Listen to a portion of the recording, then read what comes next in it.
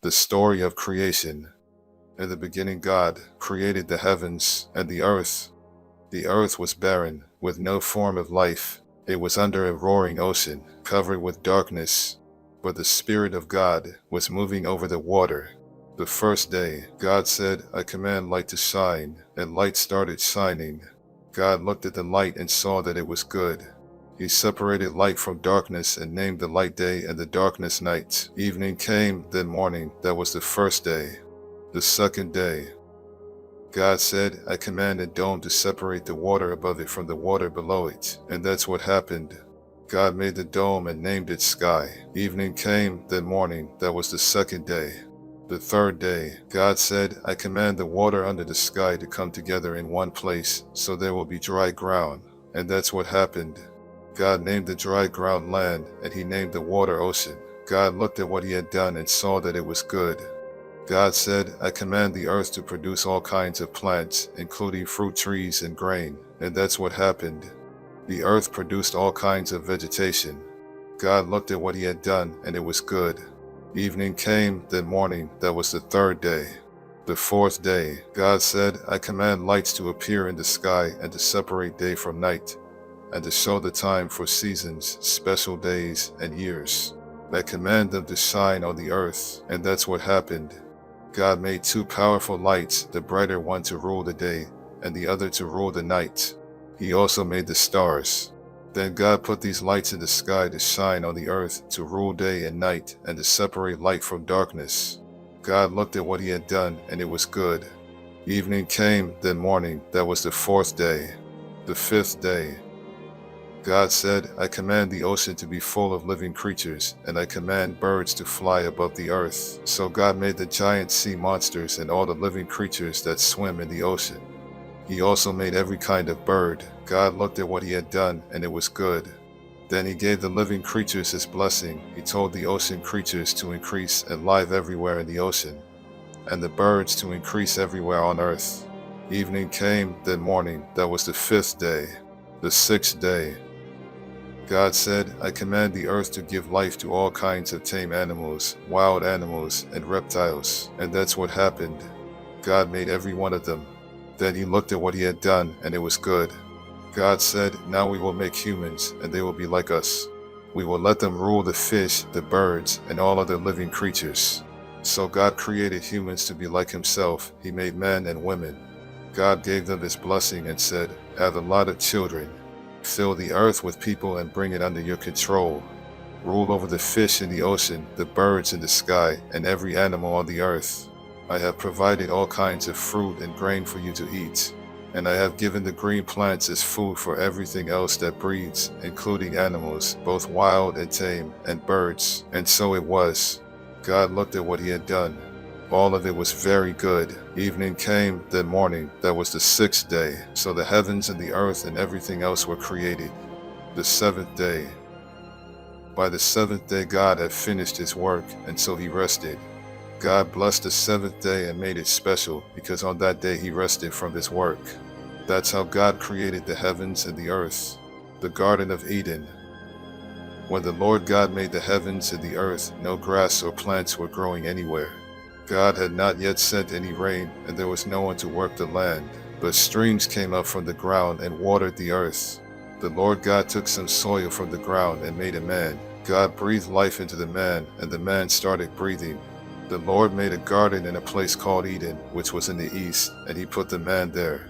The Lord God filled the garden with all kinds of beautiful trees and fruit trees. Two other trees were in the middle of the garden. One of these gave life, the other gave the wisdom to know the difference between right and wrong. From Eden a river flowed out to water the garden, then it divided into 4 rivers. The first one is the Pishon River that flows through the land of Havilah, where pure gold, rare perfumes, and precious stones are found. The second is the Gihon River that winds through Ethiopia. The Tigris River that flows east of Assyria is the third, and the fourth is the Euphrates River. The Lord God put the man in the Garden of Eden to take care of it and to look after it. But the Lord told him, "You may eat fruit from any tree in the garden, except the one that has the power to let you know the difference between right and wrong. If you eat any fruit from that tree, you will die before the day is over." The Lord God said, "It isn't good for the man to live alone. I will make a suitable partner for him." So the Lord took some soil and made animals and birds. He brought them to the man to see what names he would give each of them. Then the man named the tame animals and the birds and the wild animals. That's how they got their names. None of these was the right kind of partner for the man. So the Lord God made him fall into a deep sleep, and he took out one of the man's ribs. Then after closing the man's side, the Lord made a woman out of the rib. The Lord God brought her to the man, and the man exclaimed, "Here is someone like me. She is part of my body, my own flesh and bones. She came from me, a man, so I will name her woman." That's why a man will leave his own father and mother. He marries a woman, and the two of them become like one person. Although the man and his wife were both naked, they were not ashamed. The first sin. The snake was sneakier than any of the other wild animals that the Lord God had made. One day it came to the woman and asked, "Did God tell you not to eat fruit from any tree in the garden?" The woman answered, "God said we could eat fruit from any tree in the garden, except the one in the middle. He told us not to eat fruit from that tree or even to touch it. If we do, we will die." "No, you won't," the snake replied. "God understands what will happen on the day you eat fruit from that tree. You will see what you have done, and you will know the difference between right and wrong, just as God does." The woman stared at the fruit. It looked beautiful and tasty. She wanted the wisdom that it would give her, and she ate some of the fruit. Her husband was there with her, so she gave some to him, and he ate it too. At once they saw what they had done, and they realized they were naked. Then they sewed fig leaves together to cover themselves. Late in the afternoon, when the breeze began to blow, the man and woman heard the Lord God walking in the garden. So they hid behind some trees. Sin brings a curse. The Lord God called out to the man and asked, "Where are you?" The man answered, "I was naked, and when I heard you walking through the garden, I was frightened and hid." "How did you know you were naked?" God asked. "Did you eat any fruit from that tree in the middle of the garden?" "It was the woman you put here with me," the man said. "She gave me some of the fruit, and I ate it." The Lord God then asked the woman, "What have you done?" "The snake tricked me," she answered, "and I ate some of that fruit." So the Lord God said to the snake, "Because of what you have done, you will be the only animal to suffer this curse. For as long as you live, you will crawl on your stomach and eat dirt. You and this woman will hate each other. Your descendants and hers will always be enemies. One of hers will strike you on the head, and you will strike him on the heel." Then the Lord God said to the woman, "You will suffer terribly when you give birth, but you will still desire your husband, and he will rule over you." The Lord said to the man, "You listened to your wife and ate the fruit I told you not to eat. And so the ground will be under a curse because of what you did. As long as you live, you will have to struggle to grow enough food. Your food will be plants, but the ground will produce thorns and thistles. You will sweat all your life to earn a living. You were made out of soil, and you will once again turn into soil." The man Adam named his wife Eve because she would become the mother of all who lives. Then the Lord God made clothes out of animal skins for the man and his wife. The Lord said, "They now know the difference between right and wrong, just as we do. But they must not be allowed to eat fruit from the tree that lets them live forever." So the Lord God sent them out of the Garden of Eden, where they would have to work the ground from which the man had been made. Then God put winged creatures at the entrance to the garden and a flaming, flashing sword to guard the way to the life-giving tree. Cain murders Abel.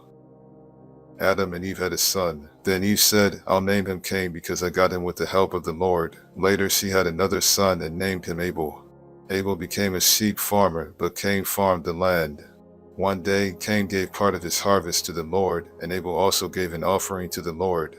He killed the firstborn lamb from one of his sheep and gave the Lord the best parts of it. The Lord was pleased with Abel and his offering, but not with Cain and his offering. This made Cain so angry that he could not hide his feelings. The Lord said to Cain, "What's wrong with you? Why do you look so angry? If you had done the right thing, you would be smiling. But you did the wrong thing, and now sin is waiting to attack you like a lion. Sin wants to destroy you, but don't let it." Cain said to his brother Abel, "Let's go for a walk." And when they were out in the field, Cain attacked and killed him. Afterwards the Lord asked Cain, "Where is Abel?" "How should I know?" He answered, "Am I supposed to look after my brother?" Then the Lord said, "Why have you done this terrible thing? You killed your own brother, and his blood flowed onto the ground. Now his blood is calling out for me to punish you. And so I'll put you under a curse. Because you killed Abel and made his blood run out on the ground, you will never be able to farm it again. When you try to farm the land, it won't produce anything for you. From now on, you'll be without a home, and you'll spend the rest of your life wandering from place to place. This punishment is too hard. Cain said, "You're making me leave my home and live far from you. I will have to wander about without a home, and just anyone could kill me." "No," the Lord answered, "anyone who kills you will be punished 7 times worse than I am punishing you." So the Lord put a mark on Cain to warn everyone not to kill him. But Cain had to go far from the Lord and live in the land of wandering, which is east of Eden. More and more people. Later, Cain and his wife had a son named Enoch. At the time, Cain was building a town, and so he named it Enoch after his son. Then Enoch had a son named Irad, who had a son named Mehiel, who had a son named Methushael, who had a son named Lamech.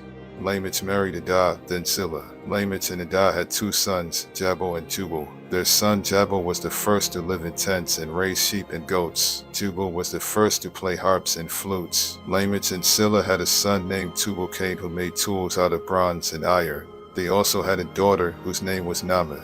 One day Lamech said to his 2 wives, "A young man wounded me, and I killed him. Anyone who tries to get even with me will be punished 10 times more than anyone who tries to get even with Cain." Adam and his wife had another son. They named him Seth because they said, "God has given us a son to take the place of Abel, who was killed by his brother Cain." Later, Seth had a son and named him Enosh. About this time, people started worshiping the Lord. Descendants of Adam. God created men and women to be like himself. He gave them his blessing and called them human beings. The following is a list of the descendants of Adam, the first man. When Adam was 130, he had a son who was just like him, and he named him Seth. Adam had more children and died at the age of 930. When Seth was 105, he had a son named Enosh. Seth had more children and died at the age of 912. When Enosh was 90, he had a son named Kenan. Enosh had more children and died at the age of 905. When Kenan was 70, he had a son named Mahalalel. Kenan had more children and died at the age of 910. When Mahalalel was 65, he had a son named Jared. Mahalalel had more children and died at the age of 895. When Jared was 162, he had a son named Enoch. Jared had more children and died at the age of 962. When Enoch was 65, he had a son named Methuselah, and during the next 300 years he had more children. Enoch truly loved God, and God took him away at the age of 365. When Methuselah was 187, he had a son named Lamech. Methuselah had more children and died at the age of 969. When Lamech was 182, he had a son. Lamech said, "I'll name him Noah because he will give us comfort, as we struggle hard to make a living on this land that the Lord has put under a curse." Lamech had more children and died at the age of 777. After Noah was 500 years old, he had 3 sons and named them Shem, Ham, and Japheth. The Lord will send a flood. More and more people were born, until finally they spread all over the earth. Some of their daughters were so beautiful that supernatural beings came down and married the ones they wanted. Then the Lord said, "I won't let my life-giving breath remain in anyone forever. No one will live for more than 120 years. The children of the supernatural beings who had married these women became famous heroes and warriors. They were called Nephilim and lived on the earth at that time and even later. The Lord saw how bad the people on earth were and that everything they thought and planned was evil. He was sorry that he had made them, and he said, "I'm going to destroy every person on earth. I'll even wipe out animals, birds, and reptiles. I'm sorry I ever made them." But the Lord was pleased with Noah, and this is the story about him. Noah was the only person who lived right and obeyed God. He had 3 sons, Shem, Ham, and Japheth. God knew that everyone was terribly cruel and violent, so he told Noah, "Cruelty and violence has spread everywhere. Now I'm going to destroy the whole earth and all its people. Get some good lumber and build a boat. Put rooms in it and cover it with tar inside and out. Make it 133 meters long, 22 meters wide, and 13 meters high. Build a roof on the boat and leave a space of about 44 centimeters between the roof and the sides. Make the boat 3 stories high and put a door on one side. I'm going to send a flood that will destroy everything that breathes. Nothing will be left alive. But I solemnly promise that you, your wife, your sons, and your daughters-in-law will be kept safe in the boat. Take into the boat with you a male and a female of every kind of animal and bird, as well as a male and a female of every reptile.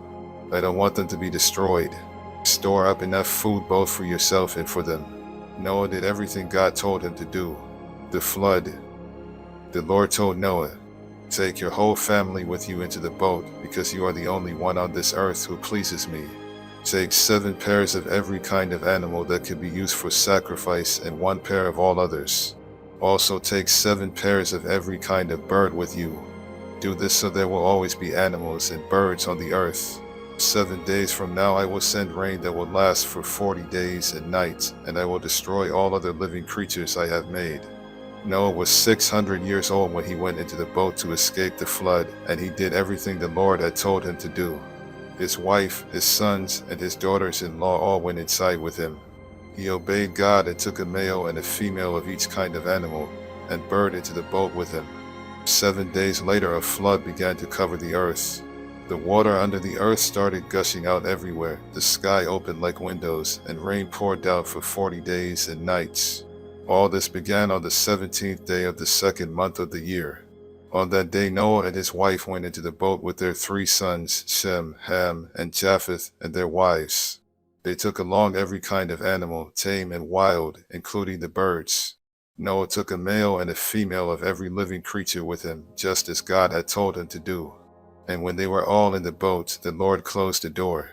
For 40 days the rain poured down without stopping, and the water became deeper and deeper until the boat started floating high above the ground. Finally, the mighty flood was so deep that even the highest mountain peaks were about 7 meters below the surface of the water. Not a bird, animal, reptile, or human was left alive anywhere on earth. The Lord destroyed everything that breathed. Nothing was left alive except Noah and the others in the boat. 150 days later, the water started going down. The water goes down. God did not forget about Noah and the animals with him in the boat. So God made a wind blow, and the water started going down. God stopped up the places where the water had been gushing out from under the earth. He also closed up the sky, and the rain stopped. For 150 days the water slowly went down. Then on the 17th day of the 7th month of the year, the boat came to rest somewhere in the Ararat Mountains. The water kept going down, and the mountain tops could be seen on the first day of the 10th month. 40 days later Noah opened a window to send out a raven, but it kept flying around until the water had dried up. Noah wanted to find out if the water had gone down, so he sent out a dove. Deep water was still everywhere, and when the dove could not find a place to land, it flew back to the boat. Then Noah held out his hand and helped it back in. 7 days later Noah set the dove out again. It returned in the evening, holding in its beak a green leaf from an olive tree. Noah knew the water was finally going down. He waited 7 more days before sending the dove out again, and this time it did not return. Noah was now 601 years old, and by the first day of that year, almost all the water had gone away. Noah made an opening in the roof of the boat and saw that the ground was getting dry. By the 27th day of the 2nd month, the earth was completely dry. God said to Noah, you, your wife, your sons, and your daughters-in-law may now leave the boat. Let out the birds, animals, and reptiles so they can mate and live all over the earth. After Noah and his family had left the boat, the living creatures left in groups of their own kind. The Lord's promise for the earth. Noah built an altar where he could offer sacrifices to the Lord. Then he offered on the altar one of each kind of animal and bird that could be used for a sacrifice. The smell of the burning offering pleased the Lord, and he said, "Never again will I punish the earth for the sinful things its people do. All of them have evil thoughts from the time they are young, but I will never destroy everything that breathes, as I did this time." God's promise to Noah. God said to Noah and his sons, "I am giving you my blessing. Have a lot of children and grandchildren, so people will live everywhere on this earth. All animals, birds, reptiles, and fish will be afraid of you. I have placed them under your control, and I have given them to you for food. From now on, you may eat them, as well as the green plants that you have always eaten. But life is in the blood, and you must not eat any meat that still has blood in it. I created humans to be like me, and I will punish any animal or person that takes a human life. If an animal kills someone, that animal must die, and if a person takes the life of another, that person must be put to death.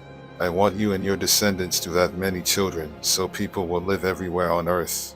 Again, God said to Noah and his sons, I am going to make a solemn promise to you and to everyone who will live after you. This includes the birds and the animals that came out of the boat. I promise every living creature that the earth and those living on it will never again be destroyed by a flood. The rainbow that I have put in the sky will be my sign to you and to every living creature on earth. It will remind you that I will keep this promise forever. When I send clouds over the earth and a rainbow appears in the sky, I will remember my promise to you and to all other living creatures. Never again will I let floodwaters destroy all life. When I see the rainbow in the sky, I will always remember the promise that I have made to every living creature. The rainbow will be the sign of that solemn promise. Noah and his family, Noah and his sons Shem, Ham, and Japheth left the boat. Ham later had a son named Canaan. All people on earth are descendants of Noah's 3 sons. Noah farmed the land and was the first to plant a vineyard. One day he got drunk and was lying naked in his tent. Ham entered the tent and saw them naked, then went back outside and told his brothers. Shem and Japheth put a robe over their shoulders and walked backwards into the tent. Without looking at their father, they placed it over his body. When Noah sobered up and learned what his youngest son had done, he said, I now put a curse on Canaan. He will be the lowest slave of his brothers. I ask the Lord my God to bless Shem and make Canaan his slave. I pray God will give Japheth more and more land and let him take over the territory of Shem. May Canaan be his slave. Noah lived 350 years after the flood and died at the age of 950. The descendants of Noah. After the flood, Shem, Ham, and Japheth had many descendants. The descendants of Japheth. Japheth's descendants had their own languages, tribes, and land. They were Gomer, Magog, Madai, Javan, Tubal, Meshech, and Tiras. Gomer was the ancestor of Ashkenaz, Riphath, and Togarmah. Javan was the ancestor of Elisha, Tarshish, Kittim, and Dadanim, who settled along the coast. The descendants of Ham. Ham's descendants had their own languages, tribes, and land. They were Ethiopia, Egypt, Put, and Canaan. Cush was the ancestor of Seba, Havilah, Sabtu, Rama, and Sabteka. Rama was the ancestor of Sheba and Dedan. Cush was also the ancestor of Nimrod, a mighty warrior whose strength came from the Lord. This is why people say, you hunt like Nimrod with the strength of the Lord. Nimrod first ruled in Babylon, Erech, and Akkad, all of which were in Babylonia. From there Nimrod went to Assyria and built the great city of Nineveh. He also built Rehoboth-ur and Calah, as well as Rezin, which is between Nineveh and Calah. Egypt was the ancestor of Ludim, Animim, Lahabim, Naphtuim, Pathrusim, Casluim, and Caphtorim, the ancestor of the Philistines. Canaan's sons were Sidon and Heth. Canaan was also the ancestor of the Jebusites, the Amorites, the Girgashites, the Hivites, the Archites, the Sinites, the Arvadites, the Zemarites, and the Hamathites.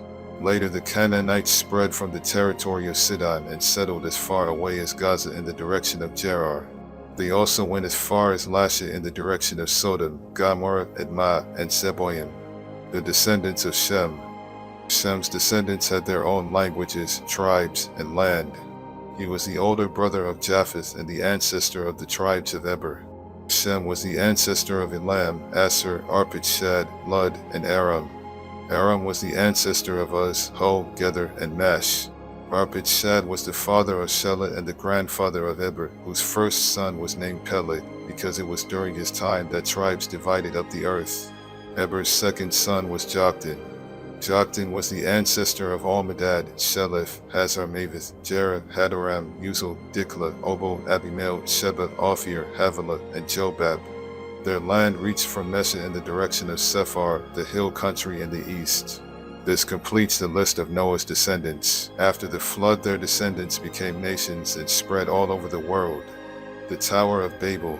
At first everyone spoke the same language, but after some of them moved from the east and settled in Babylonia, they said, Let's build a city with a tower that reaches to the sky. We'll use hard bricks and tar instead of stone and mortar.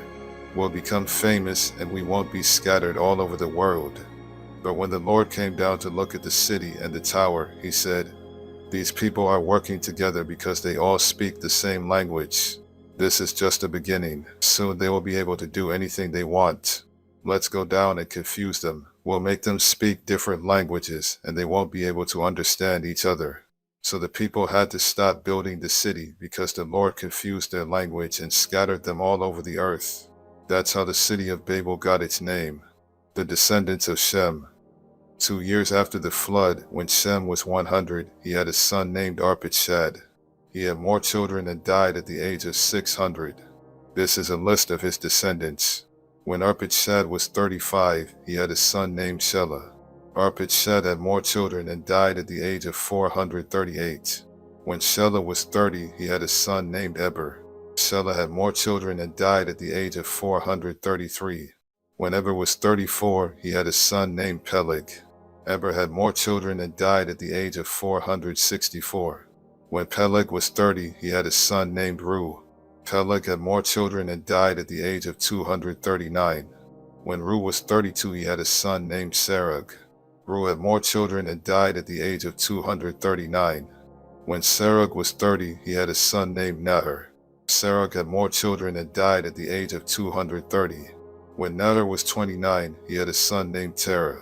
Nahor had more children and died at the age of 148. The descendants of Terah.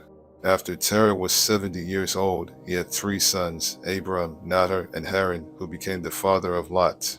Terah's sons were born in the city of Ur in Chaldea, and Haran died there before the death of his father. The following is the story of Terah's descendants. Abram married Sarai, but she was not able to have children. And Nahor married Milcah, who was the daughter of Haran and the sister of Iscah. Terah decided to move from Ur to the land of Canaan. He took along Abram and Sarai and his grandson Lot, the son of Haran. But when they came to the city of Haran, they settled there instead. Terah lived to be 205 years old and died in Haran. The Lord chooses Abram. The Lord said to Abram, "Leave your country, your family, and your relatives and go to the land that I will show you. I will bless you and make your descendants into a great nation. You will become famous and be a blessing to others. I will bless those who bless you, but I will put a curse on anyone who puts a curse on you. Everyone on earth will be blessed because of you." Abram was 75 years old when the Lord told him to leave the city of Haran. He obeyed and left with his wife Sarai, his nephew Lot, and all the possessions and slaves they had acquired while in Haran. When they came to the land of Canaan, Abram went as far as the sacred tree of Moreh in a place called Shechem. The Canaanites were still living in the land at that time, but the Lord appeared to Abram and promised, "I will give this land to your family forever." Abram then built an altar there for the Lord. Abram traveled to the hill country east of Bethel and camped between Bethel and Ai, where he built another altar and worshipped the Lord. Later, Abram started out toward the southern desert. Abram in Egypt. The crops failed, and there was no food anywhere in Canaan. So Abram and his wife Sarai went to live in Egypt for a while. But just before they got there, Abram said, "Sarai, you are really beautiful. When the Egyptians see you, they will murder me because I am your husband. But they won't kill you. Please save my life by saying you are my sister." As soon as Abram and Sarai arrived in Egypt, the Egyptians noticed how beautiful she was. The king's officials told him about her, and she was taken to his house. The king was good to Abram because of Sarai, and Abram was given sheep, cattle, donkeys, slaves, and camels. Because of Sarai, the Lord struck the king and everyone in his palace with terrible diseases. Finally, the king sent for Abram and said to him, "What have you done to me? Why didn't you tell me Sarai was your wife? Why did you make me believe she was your sister? Now I've married her. Take her and go. She's your wife." So the king told his men to let Abram and Sarai take their possessions and leave. Abram and Lot separate. Abram and Sarai took everything they owned and went to the southern desert. Lot went with them. Abram was very rich. He owned many cattle, sheep, and goats, and had a lot of silver and gold. Abram moved from place to place in the southern desert. And finally, he went north and set up his tents between Bethel and Ai, where he had earlier camped and built an altar. that he worshipped the Lord. Lot, who was traveling with him, also had sheep, goats, and cattle, as well as his own family and slaves. At this time, the Canaanites and the Perizzites were still living in the same area, and so there wasn't enough pastural land left for Abram and Lot with all of their animals. Besides this, the men who took care of Abram's animals and the ones who took care of Lot's animals started quarreling. Abram said to Lot, "We are close relatives. We shouldn't argue, and our men shouldn't be fighting one another. There is plenty of land for you to choose from. Let's separate. If you go north, I'll go south. If you go south, I'll go north." This happened before the Lord had destroyed the cities of Sodom and Gomorrah. And when Lot looked around, he saw there was plenty of water in the Jordan Valley. All the way to Shur the valley was as green as the garden of the Lord or the land of Egypt. So Lot chose the whole Jordan Valley for himself, and as he started out toward the east, he and Abram separated. Abram stayed in the land of Canaan. But Lot settled near the cities of the valley and put up his tents not far from Sodom, where the people were evil and sinned terribly against the Lord. Abram moves to Hebron. After Abram and Lot had gone their separate ways, the Lord said to Abram, "Look around to the north, south, east, and west. I will give you and your family all the land you can see. It will be theirs forever. I will give you more descendants than there are specks of dust on the earth, and someday it will be easier to count those specks of dust than to count your descendants. Now walk back and forth across the land, because I am going to give it to you." Abram took down his tents and went to live near the sacred trees of Mamre at Hebron, where he built an altar in honor of the Lord. Abram rescues Lot. About this time, King Amraphel of Babylonia, King Arioch of Elasar, King Chedorlaomer of Elam, and King Tidal of Goyim attacked King Bera of Sodom, King Bersha of Gomorrah, King Shinab of Enma, King Shemeber of Zeboim, and the king of Bela, a city also known as Sor. King Chedorlaomer and his allies had ruled these last 5 kings for 12 years, but in the 13th year the kings rebelled and joined forces in Siddim Valley, which is now covered by the southern part of the Dead Sea. A year later, King Chedorlaomer and his allies attacked and defeated the Rephates in Ashtaroth Karnaim, the Susites in Ham, and the Amites in Shaveh Kiriathaim. They also defeated the Horites in the hill country of Edom, as far as El Paran, near the desert. They went back to the city of En-Mishpat, better known as Kadesh. Then they captured all the land that belonged to the Amalekites, and they defeated the Amorites who were living in Hazez and Tamar. At Siddim Valley, the armies of the kings of Sodom, Gomorrah, Admah, Zeboim, and Bela fought the armies of King Chedorlaomer of Elam, King Tidal of Goyim, King Amraphel of Babylonia, and King Arioch of Elasar. The valley was full of tar pits, and when the troops from Sodom and Gomorrah started running away, some of them fell into the pits, others escaped to the hill country. Their enemies took everything of value from Sodom and Gomorrah, including their food supplies. They also captured Abram's nephew Lot, who lived in Sodom. They took him and his possessions and then left. At this time Abram the Hebrew was living near the oaks that belonged to Mamre the Amorite. Mamre and his brothers Eshcol and Aner were Abram's friends. Someone who had escaped from the battle told Abram that his nephew Lot had been taken away. 318 of Abram's servants were fighting men, so he took them and followed the enemy as far north as the city of Dan. That night Abram divided up his troops, attacked from all sides, and won a great victory. But some of the enemy escaped to the town of Hobah north of Damascus, and Abram went after them. He brought back his nephew Lot, together with Lot's possessions and the women and everyone else who had been captured. Abram is blessed by Melchizedek. Abram returned after he had defeated King Chedorlaomer and the other kings. Then the king of Sodom went to meet Abram in Shaveh Valley, which is also known as King's Valley. King Melchizedek of Salem was a priest of God Most High. He brought out some bread and wine and said to Abram, "I bless you in the name of God Most High, creator of heaven and earth. All praise belongs to God Most High for helping you defeat your enemies." Then Abram gave Melchizedek 1/10 of everything. The king of Sodom said to Abram, "All I want are my people. You can keep everything else." Abram answered, "The Lord God Most High made the heavens and the earth. And I have promised him that I won't keep anything of yours, not even a sandal strap or a piece of thread. Then you can never say that you are the one who made me rich. Let my share be the food that my men have eaten. But Aner, Eshcol, and Mamre went with me, so give them their share of what we brought back." The Lord's promise to Abram. Later the Lord spoke to Abram in a vision. Abram, don't be afraid. I will protect you and reward you greatly. But Abram answered, Lord all-powerful, you have given me everything I could ask for, except children. And when I die, Eliezer of Damascus will get all I own. You have not given me any children, and this servant of mine will inherit everything. The Lord replied, No, he won't. You will have a son of your own, and everything you have will be his. Then the Lord took Abram outside and said, Look at the sky and see if you can count the stars. That's how many descendants you will have. Abram believed the Lord, so the Lord was pleased with him and accepted him. The Lord makes another promise to Abram. The Lord said to Abram, I brought you here from Ur in Chaldea, and I gave you this land. Abram asked, Lord God, how can I know the land will be mine? Then the Lord told him, Bring me a 3-year-old cow, a 3-year-old female goat, a 3-year-old ram, a dove, and a young pigeon.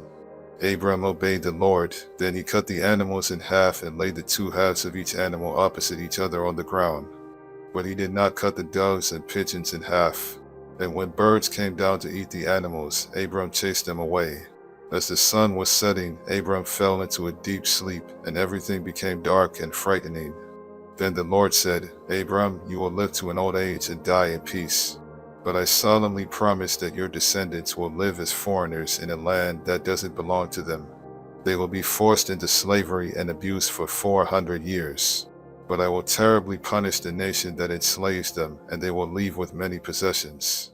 4 generations later, your descendants will return here and take this land, because only then will the people who live here be so sinful that they deserve to be punished. Sometime after sunset, when it was very dark, a smoking cookie pot and a flaming fire passed between the 2 halves of each animal. At that time the Lord made an agreement with Abram and told him, I will give your descendants the land east of the Shihor River on the border of Egypt as far as the Euphrates River. They will possess the land of the Kenites, the Kenizzites, the Cadmonites, the Hittites, the Perizzites, the Rephaites, the Amorites, the Canaanites, the Girgashites, and the Jebusites, Hagar and Ishmael. Abram's wife Sarai had not been able to have any children, but she owned a young Egyptian slave woman named Hagar, and Sarai said to Abram, The Lord has not given me any children. Sleep with my slave, and if she has a child, it will be mine. Abram agreed, and Sarai gave him Hagar to be his wife. This happened after Abram had lived in the land of Canaan for 10 years. Later, when Hagar knew she was going to have a baby, she became proud and treated Sarai hatefully. Then Sarai said to Abram, It's all your fault. I gave you my slave woman, but she has been hateful to me ever since she found out she was pregnant. You have done me wrong, and you will have to answer to the Lord for this. Abram said, All right, she's your slave, do whatever you want with her. Then Sarai began treating Hagar so harshly that she finally ran away. Hagar stopped to rest at a spring in the desert on the road to Shur. While she was there, the angel of the Lord came to her and asked, Hagar, where have you come from, and where are you going? She answered, I'm running away from Sarai, my owner. The angel said, Go back to Sarai and be her slave. I will give you a son who will be called Ishmael, because I have heard your cry for help. And someday I will give you so many descendants that no one will be able to count them all. But your son will live far from his relatives. He will be like a wild donkey, fighting everyone, and everyone fighting him. Hagar thought, Have I really seen God and lived to tell about it? So from then on she called him, the God who sees me. That's why people call the well between Kadesh and Bird, the well of the living one who sees me. Abram was 86 years old when Hagar gave birth to their son, and he named him Ishmael. God's promise to Abraham. When Abram was 99 years old, the Lord appeared to him again and said, I am God all-powerful.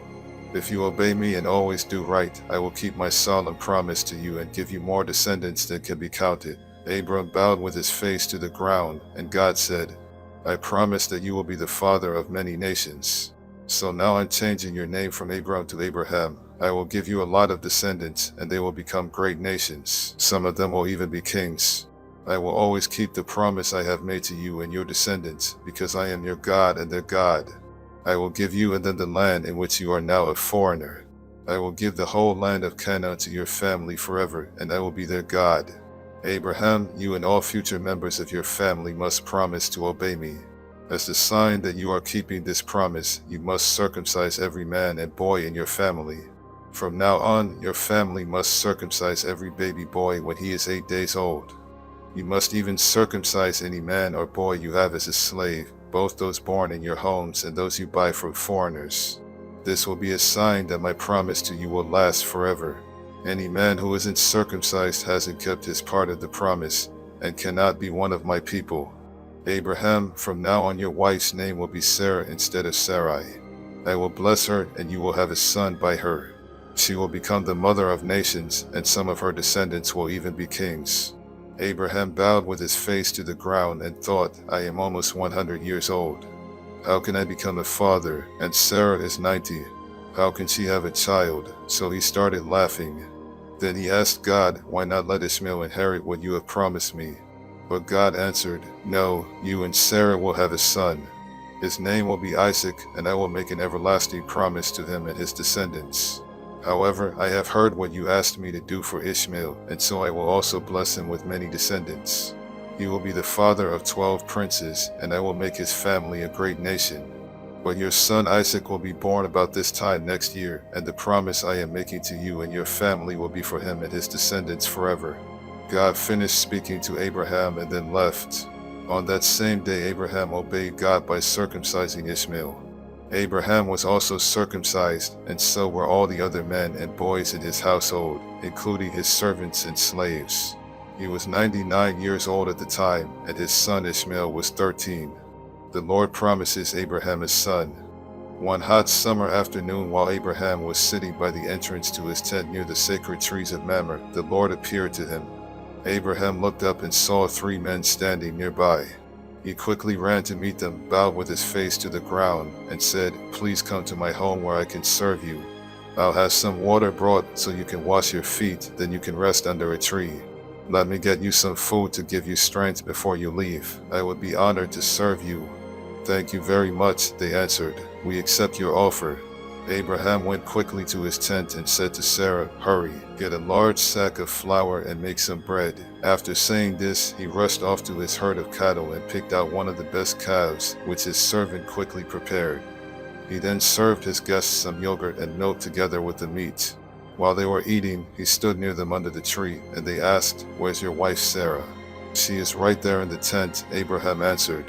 One of the guests was the Lord, and he said, I'll come back about this time next year, and when I do, Sarah will already have a son. Sarah was behind Abraham, listening at the entrance to the tent. Abraham and Sarah were very old, and Sarah was well past the age for having children. So she laughed and said to herself, now that I am worn out and my husband is old, will I really know such happiness? The Lord asked Abraham, why did Sarah laugh? Does she doubt that she can have a child in her old age? I am the Lord, there is nothing too difficult for me. I'll come back next year at the time I promised, and Sarah will already have a son.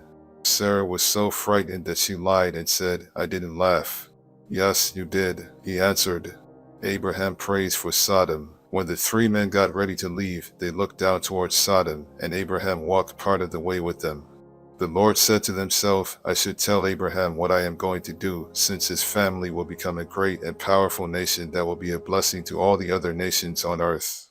I have chosen him to teach his family to obey me forever, and to do what is right and fair.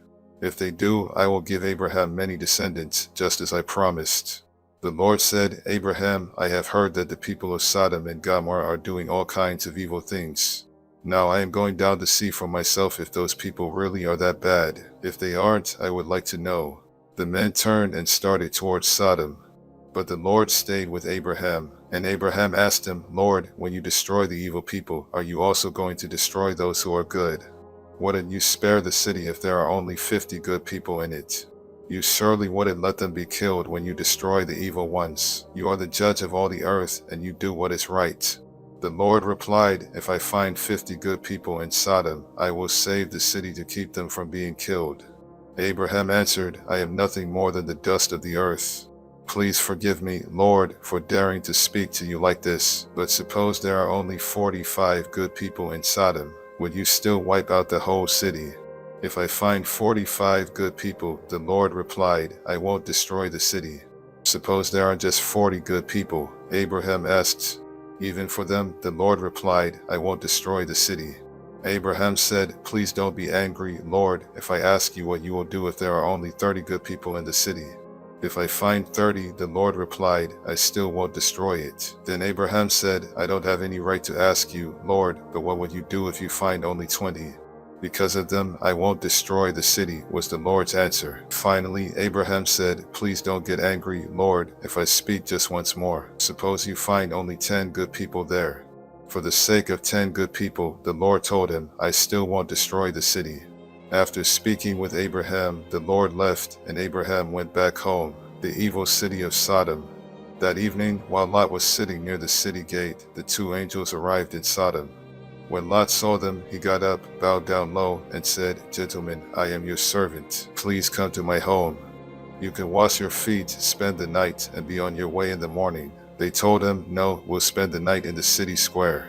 But Lot kept insisting until they finally agreed and went home with him. He quickly baked some bread, cooked a meal, and they ate.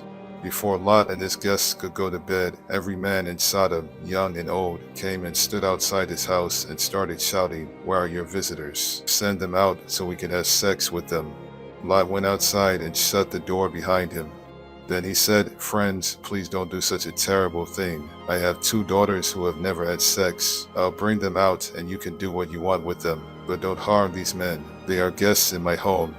"Don't get in our way," the crowd answered. "You're a foreigner. What right do you have to order us around? We'll do worse things to you than we're going to do to them." The crowd kept arguing with Lot. Finally, they rushed toward the door to break it down. But the 2 angels in the house reached out and pulled Lot safely inside. Then they struck blind everyone in the crowd, and none of them could even find the door. The 2 angels said to Lot, "The Lord has heard many terrible things about the people of Sodom, and he has sent us here to destroy the city. Take your family and leave. Take every relative you have in the city, as well as the men your daughters are going to marry." Lot went to the men who were engaged to his daughters and said, "Hurry up and get out of here. The Lord is going to destroy this city." But they thought he was joking, and they laughed at him. Early the next morning, the 2 angels tried to make Lot hurry and leave. They said, "Take your wife and your 2 daughters and get away from here as fast as you can. If you don't, every one of you will be killed when the Lord destroys the city." At first, Lot just stood there, but the Lord wanted to save him. So the angels took Lot, his wife, and his 2 daughters by the hand and led them out of the city. When they were outside, one of the angels said, "Run for your lives. Don't even look back. And don't stop in the valley. Run to the hills where you'll be safe." Lot answered, "You have done us a great favor, sir. You have saved our lives, but please don't make us go to the hills.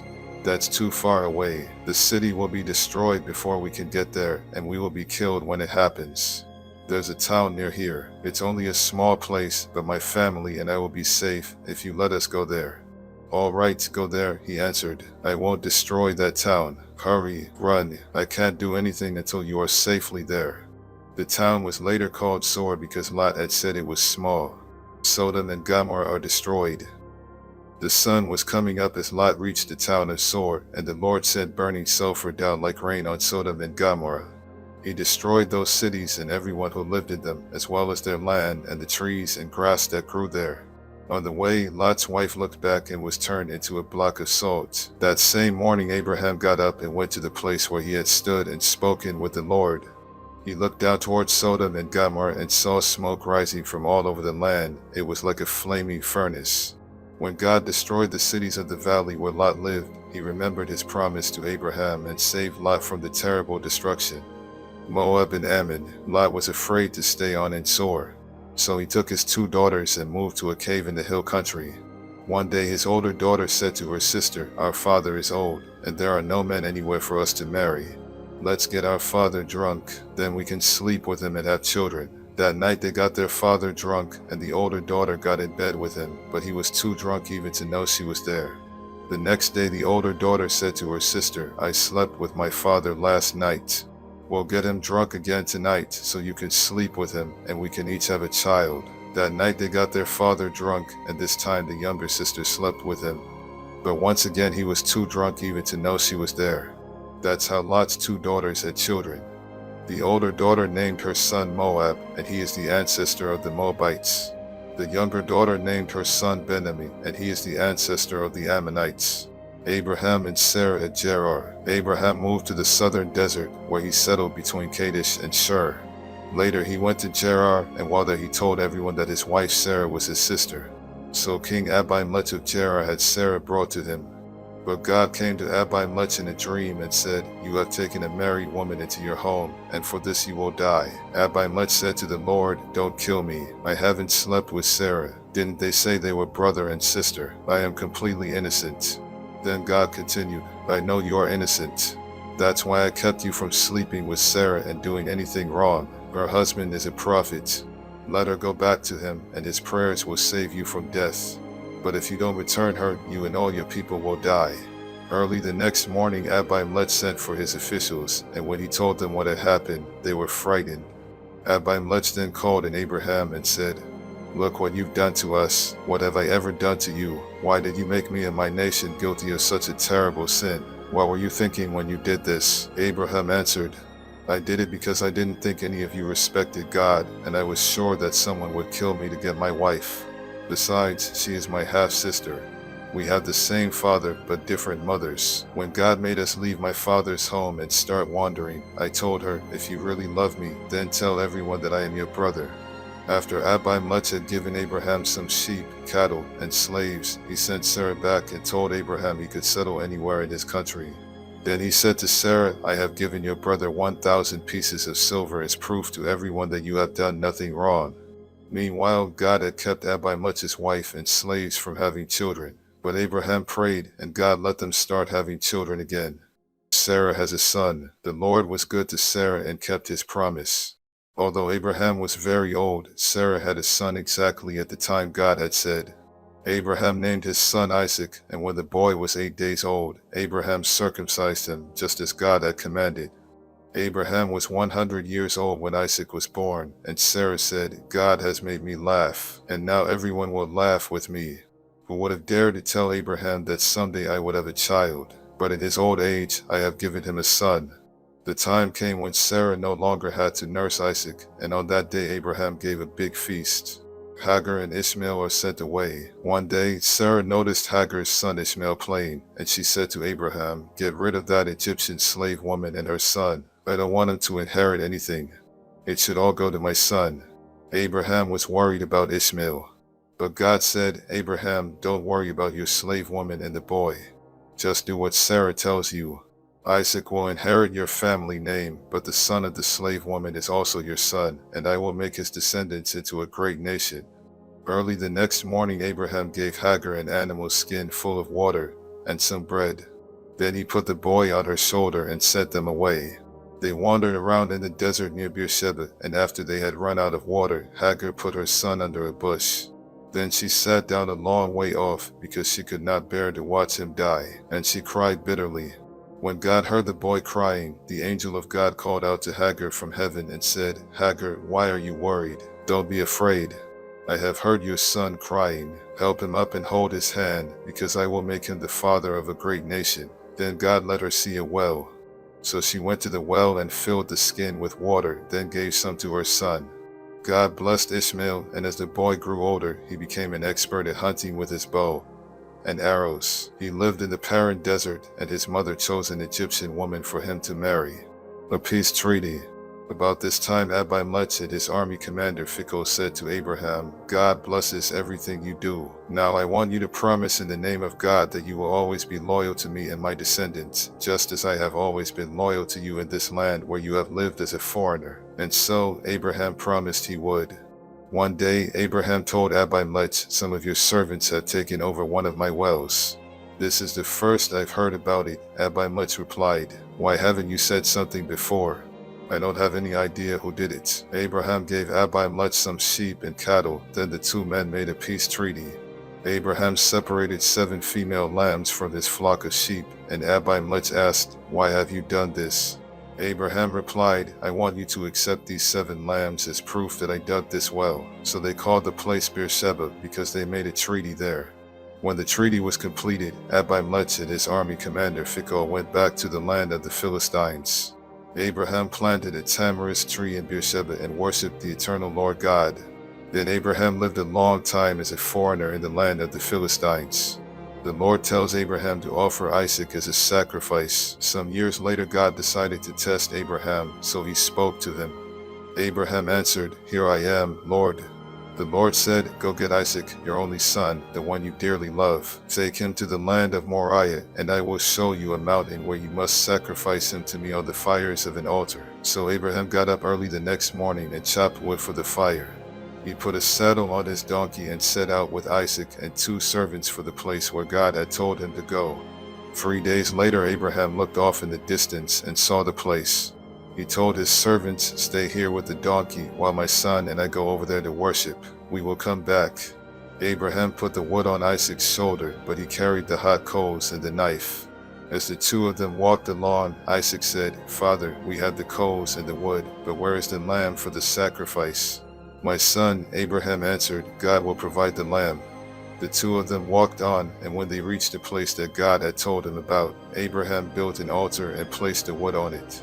Next, he tied up his son and put him on the wood. He then took the knife and got ready to kill his son. But the Lord's angel shouted from heaven, Abraham, Abraham.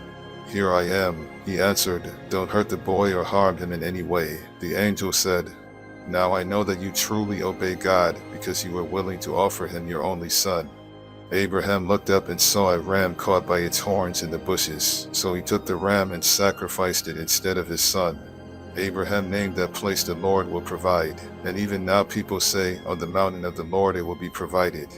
The Lord's angel called out from heaven a second time, You are willing to offer your only son to the Lord, and so he makes you this solemn promise, I will bless you and give you such a large family, that someday your descendants will be more numerous than the stars in the sky or the grains of sand along the seashore.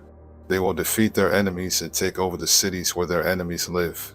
You have obeyed me, and so you and your descendants will be a blessing to all nations on earth.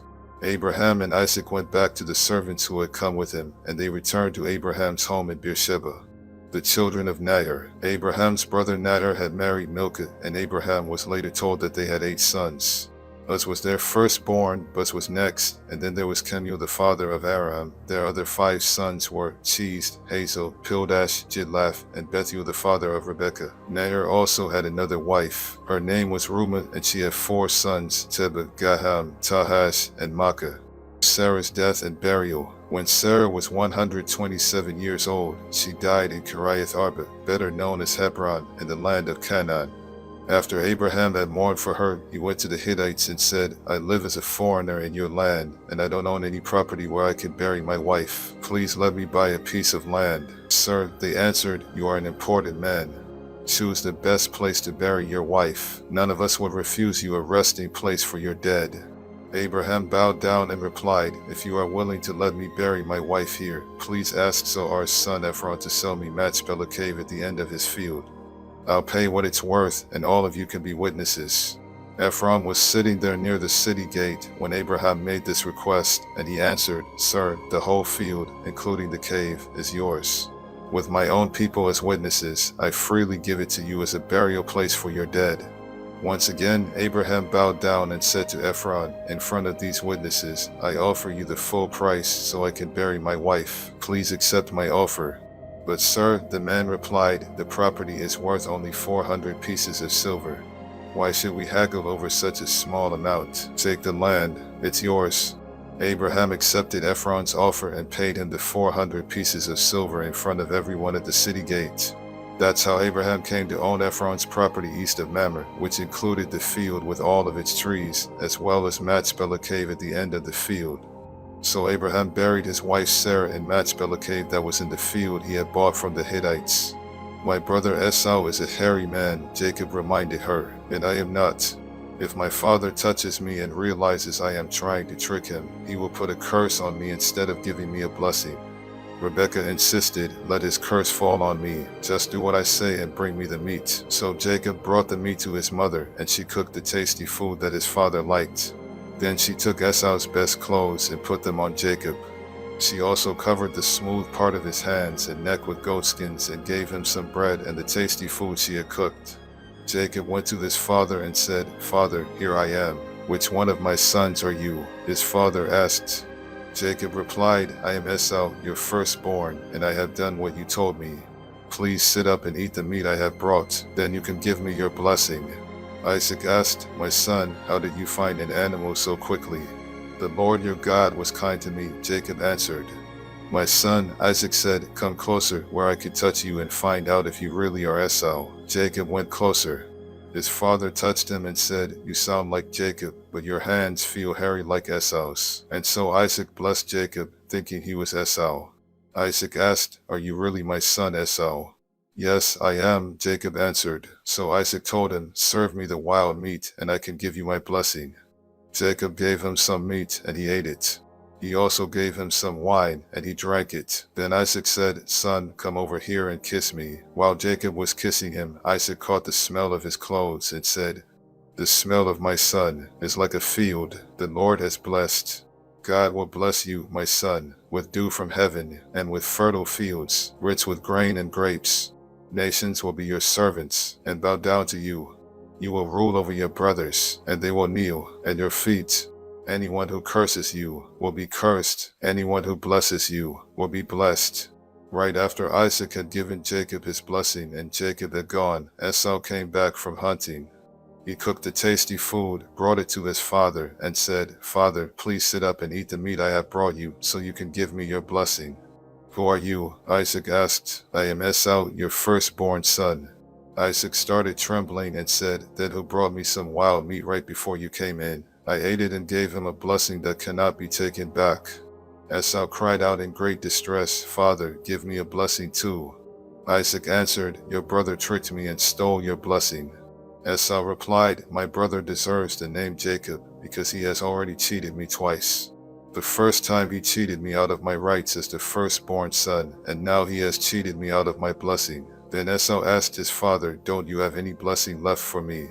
"My son," Isaac answered, "I have made Jacob the ruler over you and your brothers, and all of you will be his servants. I have also promised him all the grain and grapes that he needs. There's nothing left that I can do for you." "Father," Esau asked, "don't you have more than one blessing? You can surely give me a blessing too." Then Esau started crying again. So his father said, "Your home will be far from that fertile land where dew comes down from the heavens. You will live by the power of your sword and be your brother's slave. But when you decide to be free, you will break loose." Esau hated his brother Jacob because he had stolen the blessing that was supposed to be his. So he said to himself, "Just as soon as my father dies, I'll kill Jacob." When Rebekah found out what Esau planned to do, she sent for Jacob and told him, "Son, your brother Esau is just waiting for a chance to kill you. Now listen carefully and do what I say. Go to the home of my brother Laban in Haran and stay with him for a while. When Esau stops being angry and forgets what you have done to him, I'll send for you to come home. Why should I lose both of my sons on the same day?" Rebekah later told Isaac, "Those Hittite wives of Esau are making my life miserable. If Jacob marries a Hittite woman, I'd be better off dead." Isaac's instructions to Jacob. Isaac called in Jacob, then gave him a blessing, and said, "Don't marry any of those Canaanite women. Go at once to your mother's father Bethuel in northern Syria, and choose a wife for one of the daughters of Laban, your mother's brother. I pray that God all-powerful will bless you with many descendants and let you become a great nation. May he bless you with the land he promised Abraham, so that you will take over this land where we now live as foreigners." Isaac then sent Jacob to stay with Rebekah's brother Laban, the son of Bethuel the Aramean. Esau marries the daughter of Ishmael. Esau found out that his father Isaac had blessed Jacob and had warned him not to marry any of the Canaanite women. He also learned that Jacob had been sent to find a wife in northern Syria, and that he had obeyed his father and mother. Esau already had several wives, but he now realized how much his father hated the Canaanite women. So he married Ishmael's daughter Mahalath, who was the sister of Nebaioth, and the granddaughter of Abraham. Jacob's dream at Bethel. Jacob left the town of Beersheba and started out for Haran. At sunset he stopped for the night and went to sleep, resting his head on a large rock. In a dream he saw a ladder that reached from earth to heaven, and God's angels were going up and down on it. The Lord was standing beside the ladder and said, "I am the Lord God who was worshipped by Abraham and Isaac. I will give to you and your family the land on which you are now sleeping. Your descendants will spread over the earth in all directions and will become as numerous as the specks of dust. Your family will be a blessing to all people. Wherever you go, I will watch over you. Then later I will bring you back to this land. I won't leave you. I will do all I have promised." Jacob woke up suddenly and thought, "The Lord is in this place, and I didn't even know it." Then Jacob became frightened and said, "What a frightening place. It must be the house of God and the gateway to heaven."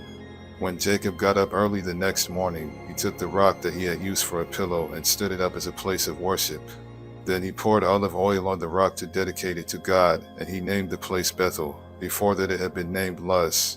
Jacob solemnly promised God, "If you go with me and watch over me as I travel, and if you give me food and clothes and bring me safely home again, you will be my God. This rock will be your house, and I will give back to you 1/10 of everything you give me." Jacob arrives at Laban's home. As Jacob continued on his way to the east, he looked out in a field and saw a well where shepherds took their sheep for water. 3 flocks of sheep were lying around the well, which was covered with a large rock. Shepherds would roll the rock away when all their sheep had gathered there. Then after the sheep had been watered, the shepherds would roll the rock back over the mouth of the well. Jacob asked the shepherds, "Where are you from?" "We're from Haran," they answered. Then he asked, "Do you know Nadar's grandson Laban?" "Yes, we do," they replied. "How is he?" Jacob asked. "He's fine," they answered, "and here comes his daughter Rachel with the sheep." Jacob told them, "Look, the sun is still high up in the sky, and it's too early to bring in the rest of the flocks. Water your sheep and take them back to the pasture." But they replied, "We can't do that until they all get here, and the rock has been rolled away from the well." While Jacob was still talking with the men, his cousin Rachel came up with her father's sheep. When Jacob saw her and his uncle's sheep, he rolled the rock away and watered the sheep. He then kissed Rachel and started crying because he was so happy.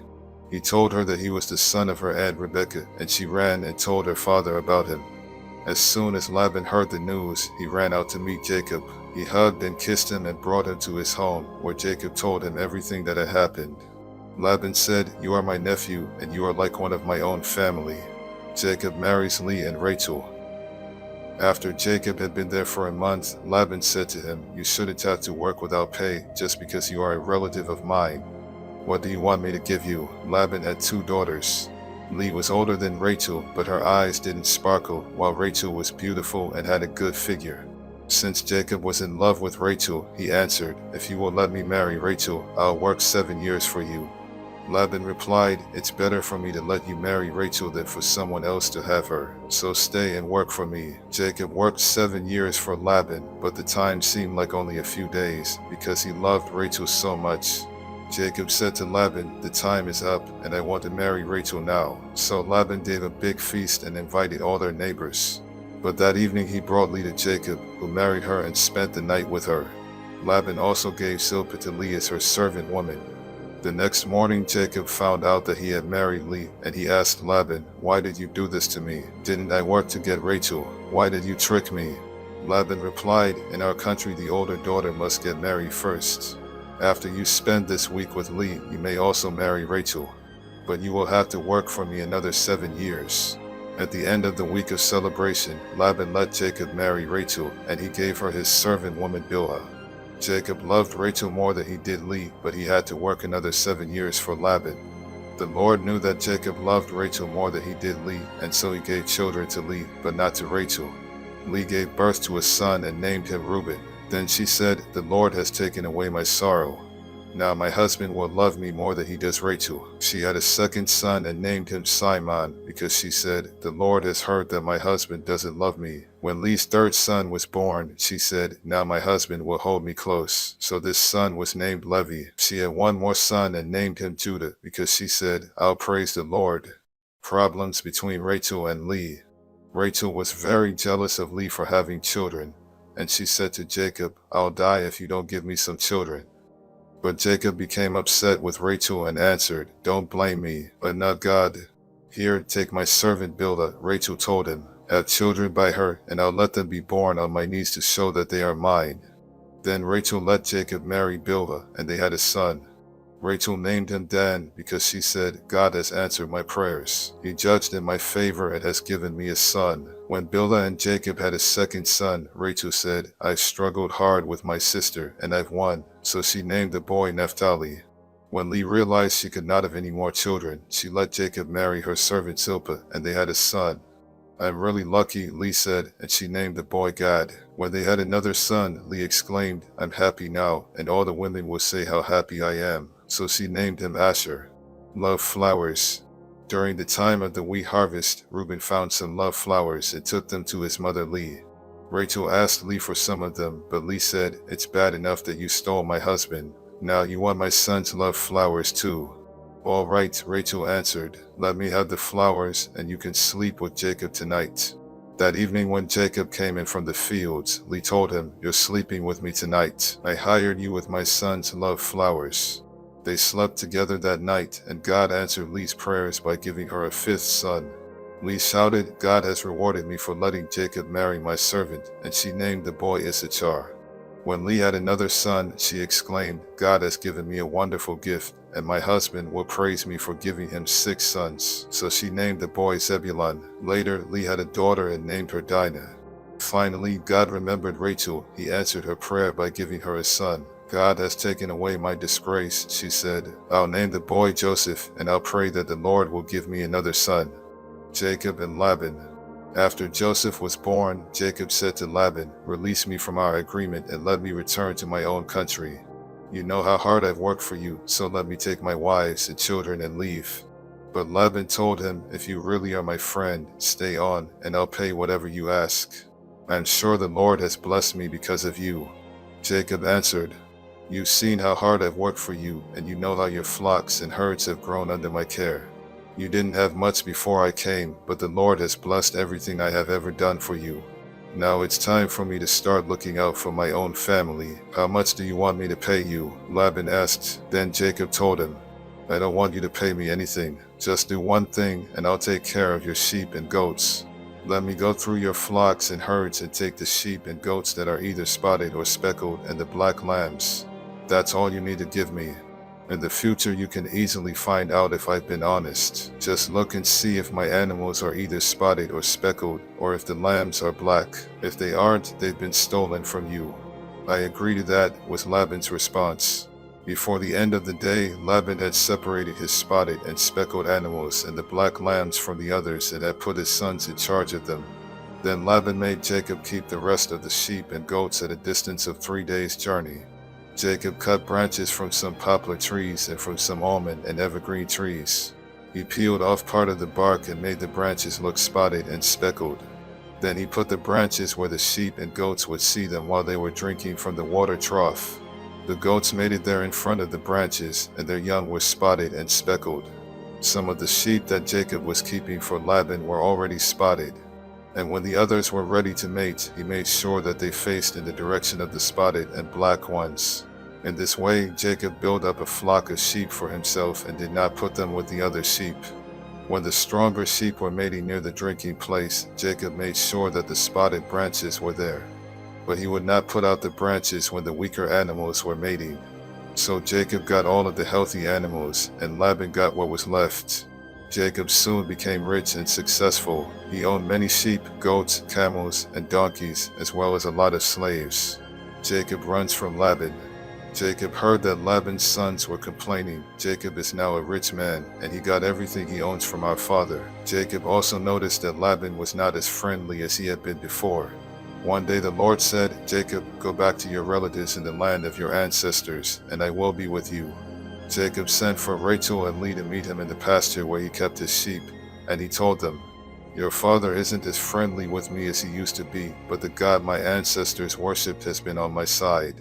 You know that I have worked hard for your father and that he keeps cheating me by changing my wages time after time. But God has protected me. When your father said the speckled sheep would be my wages, all of them were speckled. And when he said the spotted ones would be mine, all of them were spotted. That's how God has taken sheep and goats from your father and given them to me. Once, when the flocks were mating, I dreamed that all the rams were either spotted or speckled. Then God's angel called me by name. I answered, and he said, notice that all the rams are either spotted or speckled. I know everything Laban is doing to you, and I am the God you worshipped at Bethel when you poured olive oil on a rock and made a promise to me. Leave here at once and return to the land where you were born. Rachel and Leah said to Jacob, there's nothing left for us to inherit from our father. He treats us like foreigners and has even cheated us out of the bride price that should have been ours. So do whatever God tells you to do. Even the property God took from our father and gave to you really belongs to us and our children." Then Jacob, his wives, and his children got on camels and left northern Syria for the home of his father Isaac in Canaan.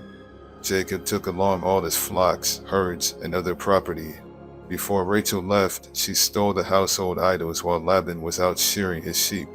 Jacob tricked Laban the Aramean by not saying that he intended to leave. When Jacob crossed the Euphrates River and headed for the hill country of Gilead, he took with him everything he owned. Laban catches up with Jacob. 3 days later, Laban found out that Jacob had gone. So he took some of his relatives along and chased after Jacob for 7 days before catching up with him in the hill country of Gilead. But God appeared to Laban in a dream that night and warned, "Don't say a word to Jacob. Don't make a threat or a promise." Jacob had set up camp in the hill country of Gilead when Laban and his relatives came and set up camp in another part of the hill country.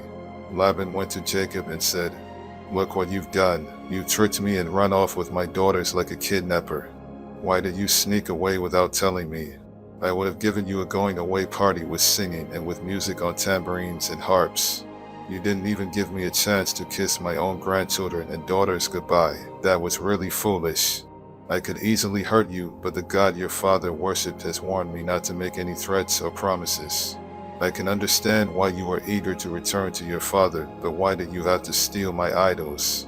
Jacob answered, "I left secretly because I was afraid you would take your daughters from me by force. If you find that any one of us has taken your idols, I'll have that person killed. Let your relatives be witnesses. Show me what belongs to you, and you can take it back." Jacob did not realize that Rachel had stolen the household idols. Laban searched the tents of Jacob, Leah, and the 2 servant women, but did not find the idols. Then he went to Rachel's tent. She had already hidden them in the cushion she used as a saddle and was sitting on it. Laban searched everywhere and did not find them. Rachel said, "Father, please don't be angry with me for not getting up. I'm having my period." Laban kept on searching, but still did not find the idols. Jacob became very angry and said to Laban, "What have I done wrong? Have I committed some crime? Is that why you hunted me down? After searching through everything I have, did you find anything of yours? If so, put it here where your relatives and mine can see it. Then we can decide what to do. In all the 20 years that I've worked for you, not one of your sheep or goats has had a miscarriage, and I've never eaten even one of your rams. If a wild animal killed one of your sheep or goats, I pay for it myself. In fact, you demanded the full price whether the animal was killed during the day or at night. I sweated every day and I couldn't sleep at night because of the cold. I had to work 14 of these 20 long years to earn your 2 daughters and another 6 years to buy your sheep and goats. During that time you kept changing my wages. If the fearsome God worshipped by Abraham and my father Isaac had not been on my side, you would have sent me away without a thing. But God saw my hard work, and he knew the trouble I was in, so he helped me. Then last night he told you how wrong you were." Jacob and Laban make an agreement. Laban said to Jacob, "Leah and Rachel are my daughters, and their children belong to me. All these sheep you are taking are really mine too. In fact, everything you have belongs to me. But there is nothing I can do to keep my daughters and their children. So I am ready to make an agreement with you, and we will pile up some large rocks here to remind us of the agreement." After Jacob had set up a large rock, he told his men to get some more rocks and pile them up next to it. Then Jacob and Laban ate a meal together beside the rocks. Laban named the pile of rocks Jegar-Sahadutha, but Jacob named it Galeed. Laban said to Jacob, "This pile of rocks will remind us of our agreement." That's why the place was named Galeed. Laban also said, "This pile of rocks means that the Lord will watch us both while we are apart from each other." So the place was also named Mizpah. Then Laban said, "If you mistreat my daughters or marry other women, I may not know about it, but remember, God is watching us. Both this pile of rocks and this large rock have been set up between us as a reminder. I must never go past them to attack you, and you must never come past them to attack me. My father Nahor, your grandfather Abraham, and their ancestors all worshiped the same God, and he will make sure that we each keep the agreement." Then Jacob made a promise in the name of the fearsome God his father Isaac had worshipped. Jacob killed an animal and offered it as a sacrifice there on the mountain, and he invited his men to eat with him. After the meal, they spent the night on the mountain. Early the next morning, Laban kissed his daughters and his grandchildren goodbye. Then he left to go back home. Jacob gets ready to meet Esau. As Jacob was on his way back home, some of God's angels came and met him. When Jacob saw them, he said, "This is God's camp." So he named the place Mahanaim. Jacob sent messengers on ahead to Esau, who lived in the land of Seir, also known as Edom. Jacob told them to say to Esau, "Master, I am your servant. I have lived with Laban all this time, and now I own cattle, donkeys, and sheep, as well as many slaves. Master, I am sending these messengers in the hope that you will be kind to me." When the messengers returned, they told Jacob, "We went to your brother Esau, and now he is heading this way with 400 men. Jacob was so frightened that he divided his people, sheep, cattle, and camels into two groups. He thought, if Esau attacks one group, perhaps the other can escape. Then Jacob prayed, "You, Lord, are the God who was worshipped by my grandfather Abraham and by my father Isaac. You told me to return home to my family, and you promised to be with me and make me successful. I don't deserve all the good things you have done for me, your servant. When I first crossed the Jordan, I had only my walking stick, but now I have two large groups of people and animals. Please rescue me from my brother. I am afraid he will come and attack not only me, but my wives and children as well. But you have promised that I will be a success, and that someday it will be as hard to count my descendants as it is to count the grains of sand along the seashore." After Jacob had spent the night there, he chose some animals as gifts for Esau, 200 female goats and 20 males, 200 female sheep and 20 males, 30 female camels with their young, 40 cows and 10 bulls, and 20 female donkeys and 10 males. Jacob put servants in charge of each herd and told them, "Go ahead of me and keep a space between each herd." Then he said to the servant in charge of the first herd, "When Esau meets you, he will ask whose servant you are. He will want to know where you are going and who owns those animals in front of you. So tell them they belong to your servant Jacob, who is coming this way. He is sending them as a gift to his master Esau." Jacob also told the men in charge of the second and third herds and those who followed to say the same thing when they met Esau. And Jacob told them to be sure to say that he was right behind them. Jacob hoped the gifts would make Esau friendly, so Esau would be glad to see him when they met. Jacob's men took the gifts on ahead of him, but he spent the night in camp. Jacob's name is changed to Israel. Jacob got up in the middle of the night and took his wives, his 11 children, and everything he owned across to the other side of the Jabbok River for safety. Afterwards, Jacob went back and spent the rest of the night alone. A man came and fought with Jacob until just before daybreak. When the man saw that he could not win, he struck Jacob on the hip and threw it out of joint. They kept on wrestling until the man said, "Let go of me. It's almost daylight."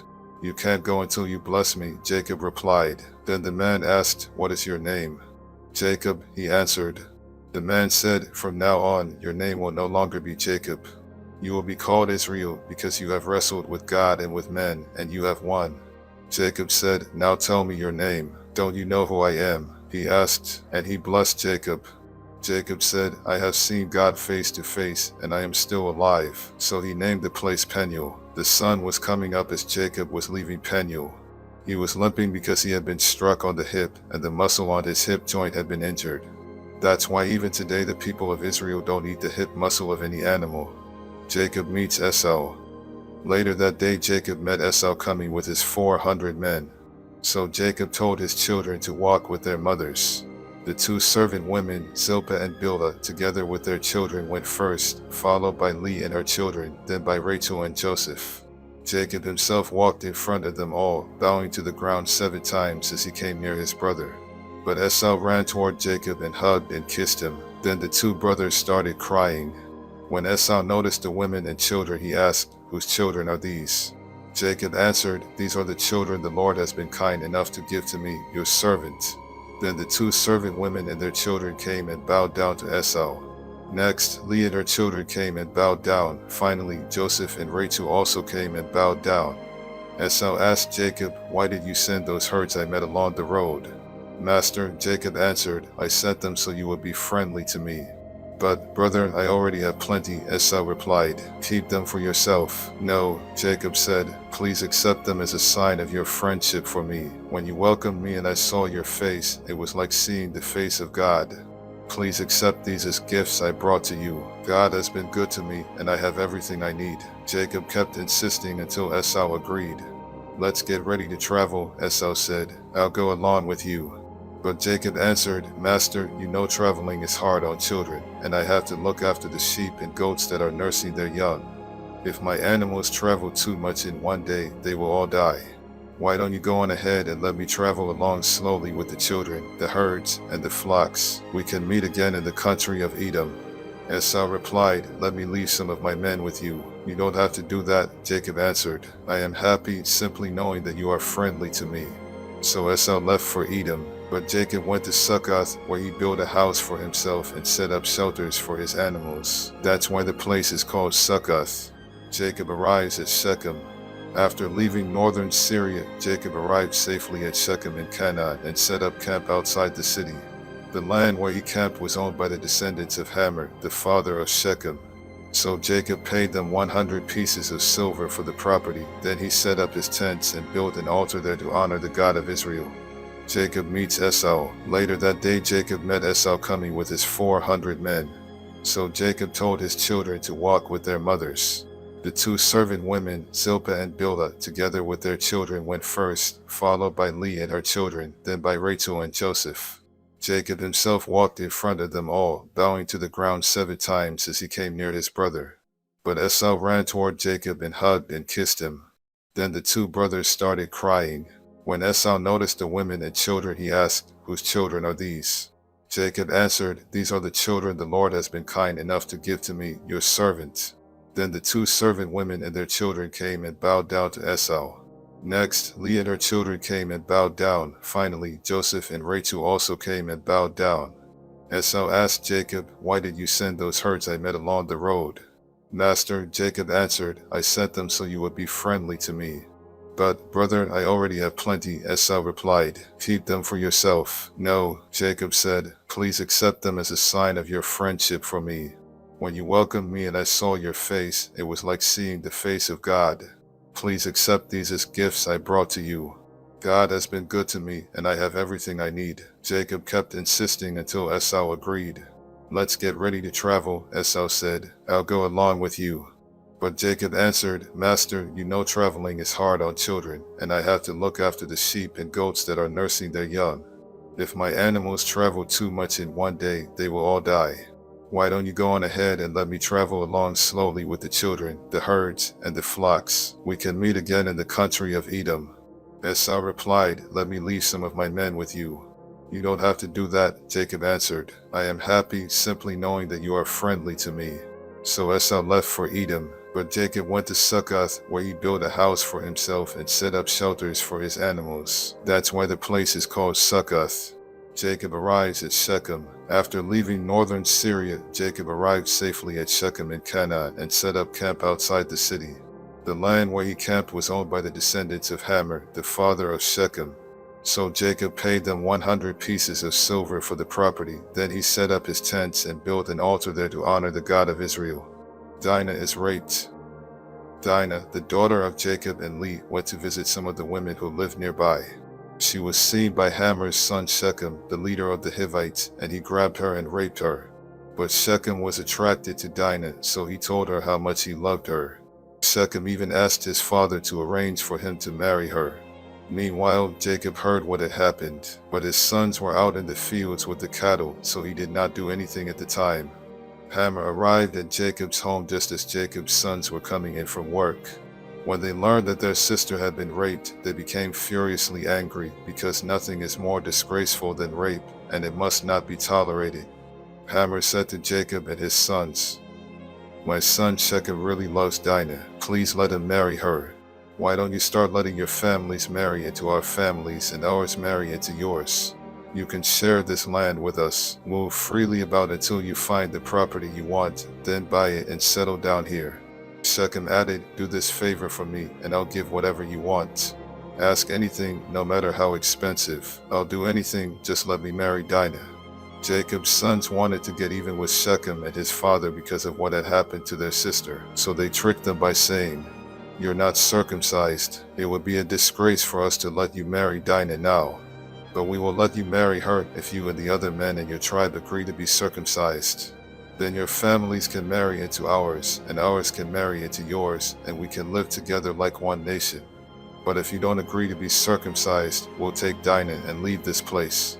Hamor and Shechem liked what was said. Shechem was the most respected person in his family, and he was so in love with Dinah that he hurried off to get everything done. The two men met with the other leaders of their city and told them, "These people really are friendly. Why not let them move freely about until they find the property they want? There's enough land here for them and for us. Then our families can marry into theirs, and theirs can marry into ours. We have to do only one thing before they will agree to stay here and become one nation with us. Our men will have to be circumcised just like theirs. Just think, we'll get their property as well as their flocks and herds. All we have to do is to agree, and they will live here with us." Every grown man followed this advice and got circumcised. Dinah's brothers take revenge. 3 days later, the men who had been circumcised were still weak from pain. So Simon and Levi, two of Dinah's brothers, attacked with their swords and killed every man in the town, including Hamor and Shechem. Then they took Dinah and left. Jacob's other sons came and took everything they wanted. All this was done because of the horrible thing that had happened to their sister. They took sheep, goats, donkeys, and everything else that was in the town or the countryside. After taking everything of value from the houses, they dragged away the wives and children of their victims. Jacob said to Simon and Levi, "Look what you've done. Now I'm in real trouble with the Canaanites and Perizzites who live around here. There aren't many of us, and if they attack, they'll kill everyone in my household." They answered, "Was it right to let our own sister be treated that way?" Jacob returns to Bethel. God told Jacob, "Return to Bethel, where I appeared to you when you were running from your brother Esau. Make your home there and build an altar for me." Jacob said to his family and to everyone else who was traveling with him, "Get rid of your foreign gods, then make yourselves acceptable to worship God and put on clean clothes. Afterwards, we'll go to Bethel. I will build an altar there for God, who answered my prayers when I was in trouble and who has always been at my side." So everyone gave Jacob their idols and their earrings, and he buried them under the oak tree near Shechem. While Jacob and his family were traveling through Canaan, God terrified the people in the town so much that no one dared bother them. Finally, they reached Bethel, also known as Luz. Jacob built an altar there and called it God of Bethel, because that was the place where God had appeared to him when he was running from Esau. While they were there, Rebekah's personal servant Deborah died. They buried her under an oak tree and called it Weeping Oak. God blesses Jacob at Bethel. After Jacob came back to the land of Canaan, God appeared to him again. This time he gave Jacob a new name and blessed him by saying, "I am God all-powerful, and from now on your name will be Israel instead of Jacob. You will have many children. Your descendants will become nations, and some of the men in your family will even be kings. I will give you the land that I promised Abraham and Isaac, and it will belong to your family forever." After God had gone, Jacob set up a large rock so that he would remember what had happened there. Then he poured wine and olive oil on the rock to show that it was dedicated to God. 15, and he named the place Bethel. Benjamin is born. Jacob and his family had left Bethel and were still a long way from Ephrath when the time came for Rachel's baby to be born. She was having a rough time, but the woman who was helping her said, "Don't worry, it's a boy." Rachel was at the point of death, and right before dying, she said, "I'll name him Benoni," but Jacob called him Benjamin. Rachel was buried beside the road to Ephrath, which is also called Bethlehem. Jacob set up a tombstone over her grave, and it is still there. Jacob, also known as Israel, traveled to the south of Eder Tower, where he set up camp. During their time there, Jacob's oldest son Reuben slept with Bilhah, who was one of Jacob's other wives, and Jacob found out about it. Jacob's 12 sons. Jacob had 12 sons while living in northern Syria. His firstborn Reuben was the son of Leah, who later gave birth to Simon, Levi, Judah, Issachar, and Zebulun. Leah's servant Zilpah had 2 sons, Gad and Asher. Jacob and his wife Rachel had Joseph and Benjamin. Rachel's servant woman Bilhah had 2 more sons, Dan and Naphtali. Isaac dies. Jacob went to his father Isaac at Hebron, also called Mamre or Kiriath Arba, where Isaac's father Abraham had lived as a foreigner. Isaac died at the ripe old age of 180, then his sons Esau and Jacob buried him. Esau's family. Esau, also known as Edom, had many descendants. He married 3 Canaanite women. The first was Adah, the daughter of Elon the Hittite. The second was Oholibamah, the daughter of Anna and the granddaughter of Sibon the Hivite. The third was Basemath, who was Ishmael's daughter and Nebaioth's sister. Esau and his 3 wives had 5 sons while in Canaan. Adah's son was Eliphaz, Basemath's son was Reuel. Oholibamah's 3 sons were Jeush, Jalam, and Korah.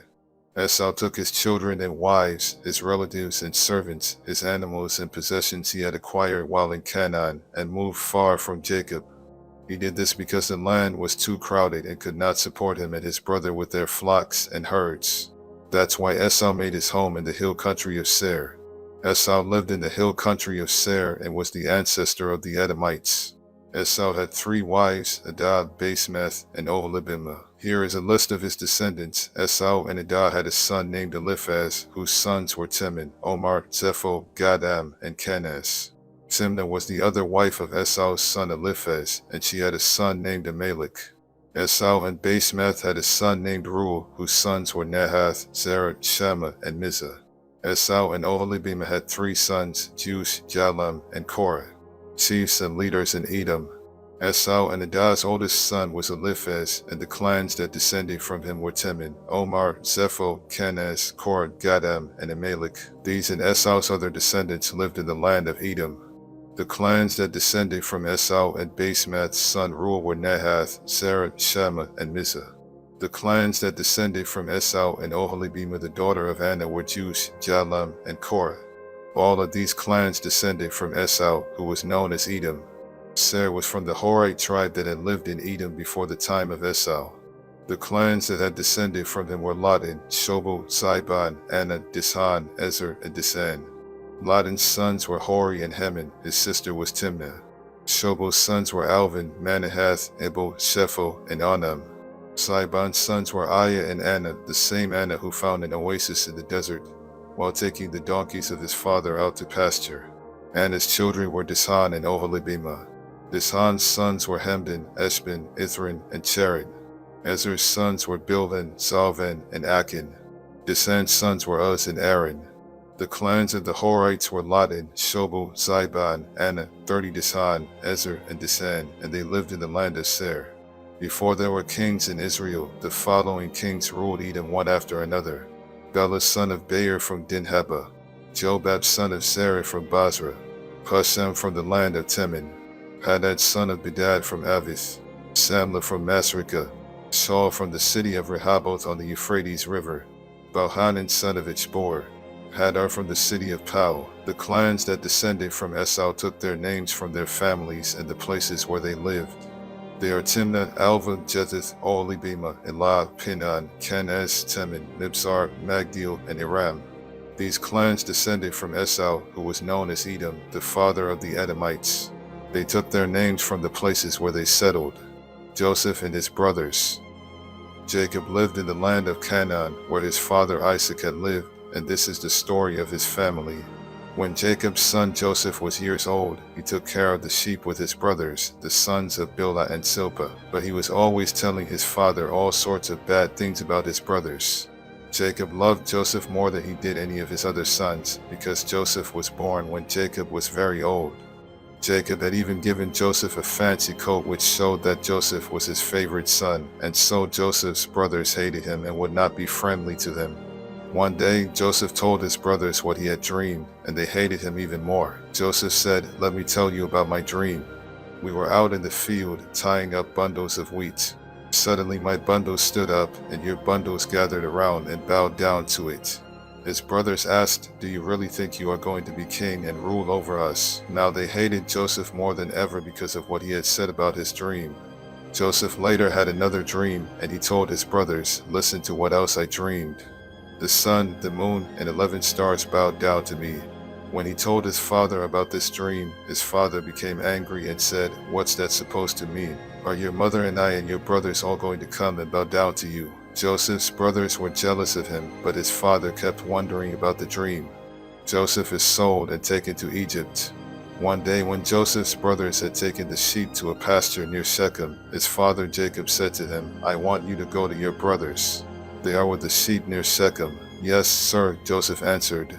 His father said, go and find out how your brothers and the sheep are doing. Then come back and let me know. So he sent him from Hebron Valley.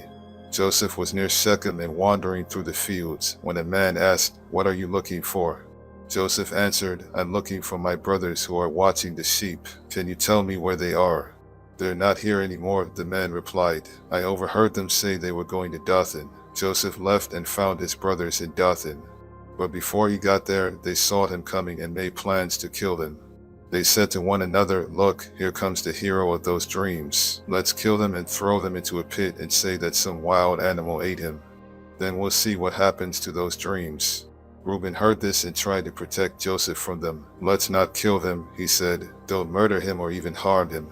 Just throw them into a well out here in the desert. Reuben planned to rescue Joseph later and take him back to his father. When Joseph came to his brothers, they pulled off his fancy coat and threw him into a dry well. As Joseph's brothers sat down to eat, they looked up and saw a caravan of Ishmaelites coming from Gilead. Their camels were loaded with all kinds of spices that they were taking to Egypt. So Judah said, what will we gain if we kill our brother and hide his body? Let's sell him to the Ishmaelites and not harm him. After all, he is our brother. And the others agreed. When the Midianite merchants came by, Joseph's brothers took him out of the well, and for 20 pieces of silver they sold him to the Ishmaelites who took him to Egypt. When Reuben returned to the well and did not find Joseph there, he tore his clothes in sorrow. Then he went back to his brothers and said, the boy is gone. What am I going to do? Joseph's brothers killed a goat and dipped Joseph's fancy coat in its blood. After this, they took the coat to their father and said, we found this. Look at it carefully and see if it belongs to your son. Jacob knew it was Joseph's coat and said, it's my son's coat. Joseph has been torn to pieces and eaten by some wild animal. Jacob mourned for Joseph a long time, and to show his sorrow he tore his clothes and wore sackcloth. All of Jacob's children came to comfort him, but he refused to be comforted. No, he said, I will go to my grave, mourning for my son. So Jacob kept on grieving. Meanwhile, the Midianites had sold Joseph in Egypt to a man named Potiphar, who was the king's official in charge of the palace guard. Judah and Tamar. About that time Judah left his brothers in the hill country and went to live near his friend Hur in the town of Adullam. While there he met the daughter of Shua, a Canaanite man. Judah married her, and they had 3 sons. He named the first one she named the next one Onan. The third one was born when Judah was in Sheib, and she named him Shelah. Later, Judah chose Tamar as a wife for his oldest son. But was very evil, and the Lord took his life. So Judah told Onan, it's your duty to marry Tamar and have a child for your brother. Onan knew the child would not be his, and when he had sex with Tamar, he made sure that she would not get pregnant. The Lord wasn't pleased with Onan and took his life too. Judah did not want the same thing to happen to his son Shelah, and he told Tamar, go home to your father and lie there as a widow until my son Shelah is grown. So Tamar went to live with her father. Some years later Judah's wife died, and he mourned for her. He then went with his friend Hur to the town of Timnah, where his sheep were being sheared. Tamar found out that her father-in-law Judah was going to Timnah to shear his sheep. She also realized that Shelah was now a grown man, but she had not been allowed to marry him. So she decided to dress in something other than her widow's clothes and to cover her face with a veil. After this, she sat outside the town of Enaim on the road to Timnah. When Judah came along, he did not recognize her because of the veil. He thought she was a prostitute and asked her to sleep with him. She asked, what will you give me if I do? One of my young goats, he answered. What will you give me to keep until you send the goat? She asked. What do you want? He asked in return. The ring on that cord around your neck, was her reply. I also want the special walking stick you have with you. He gave them to her, they slept together, and she became pregnant. After returning home, Tamar took off the veil and dressed in her widow's clothes again. Judah asked his friend Hur to take a goat to the woman so he could get back the ring and walking stick, but she wasn't there. Hur asked the people of Enaim, where is the prostitute who sat along the road outside your town? There's never been one here, they answered. Hur went back and told Judah, I couldn't find the woman, and the people of Enaim said no prostitute had ever been there. If you couldn't find her, we'll just let her keep the things I gave her, Judah answered, and we'd better forget about the goat or else we'll look like fools. About 3 months later, someone told Judah, "Your daughter-in-law Tamar has behaved like a prostitute, and now she's pregnant. Drag her out of town and burn her to death," Judah shouted. As Tamar was being dragged off, she sent someone to tell her father-in-law, "The man who gave me this ring, this cord, and this walking stick is the one who got me pregnant. Those are mine," Judah admitted. "She's a better person than I am because I broke my promise to let her marry my son Shelah." After this, Judah never slept with her again. Tamar later gave birth to twins. But before either of them was born, one of them stuck a hand out of her womb. The woman who was helping tied a red thread around the baby's hand and explained, "This one came out first." But once his hand went back in and the other child was born first. The woman then said, "What an opening you've made for yourself." So they named the baby Perez. When the brother with the red thread was born, they named him Sarah. Joseph and Potiphar's wife. The Ishmaelites took Joseph to Egypt and sold him to Potiphar, the king's official in charge of the palace guard. So Joseph lived in the home of Potiphar, his Egyptian owner. Soon Potiphar realized that the Lord was helping Joseph to be successful in whatever he did. Potiphar liked Joseph and made him his personal assistant, putting him in charge of his house and all of his property. Because of Joseph, the Lord began to bless Potiphar's family and fields. Potiphar left everything up to Joseph, and with Joseph there, the only decision he had to make was what he wanted to eat. Joseph was well built and handsome, and Potiphar's wife soon noticed him.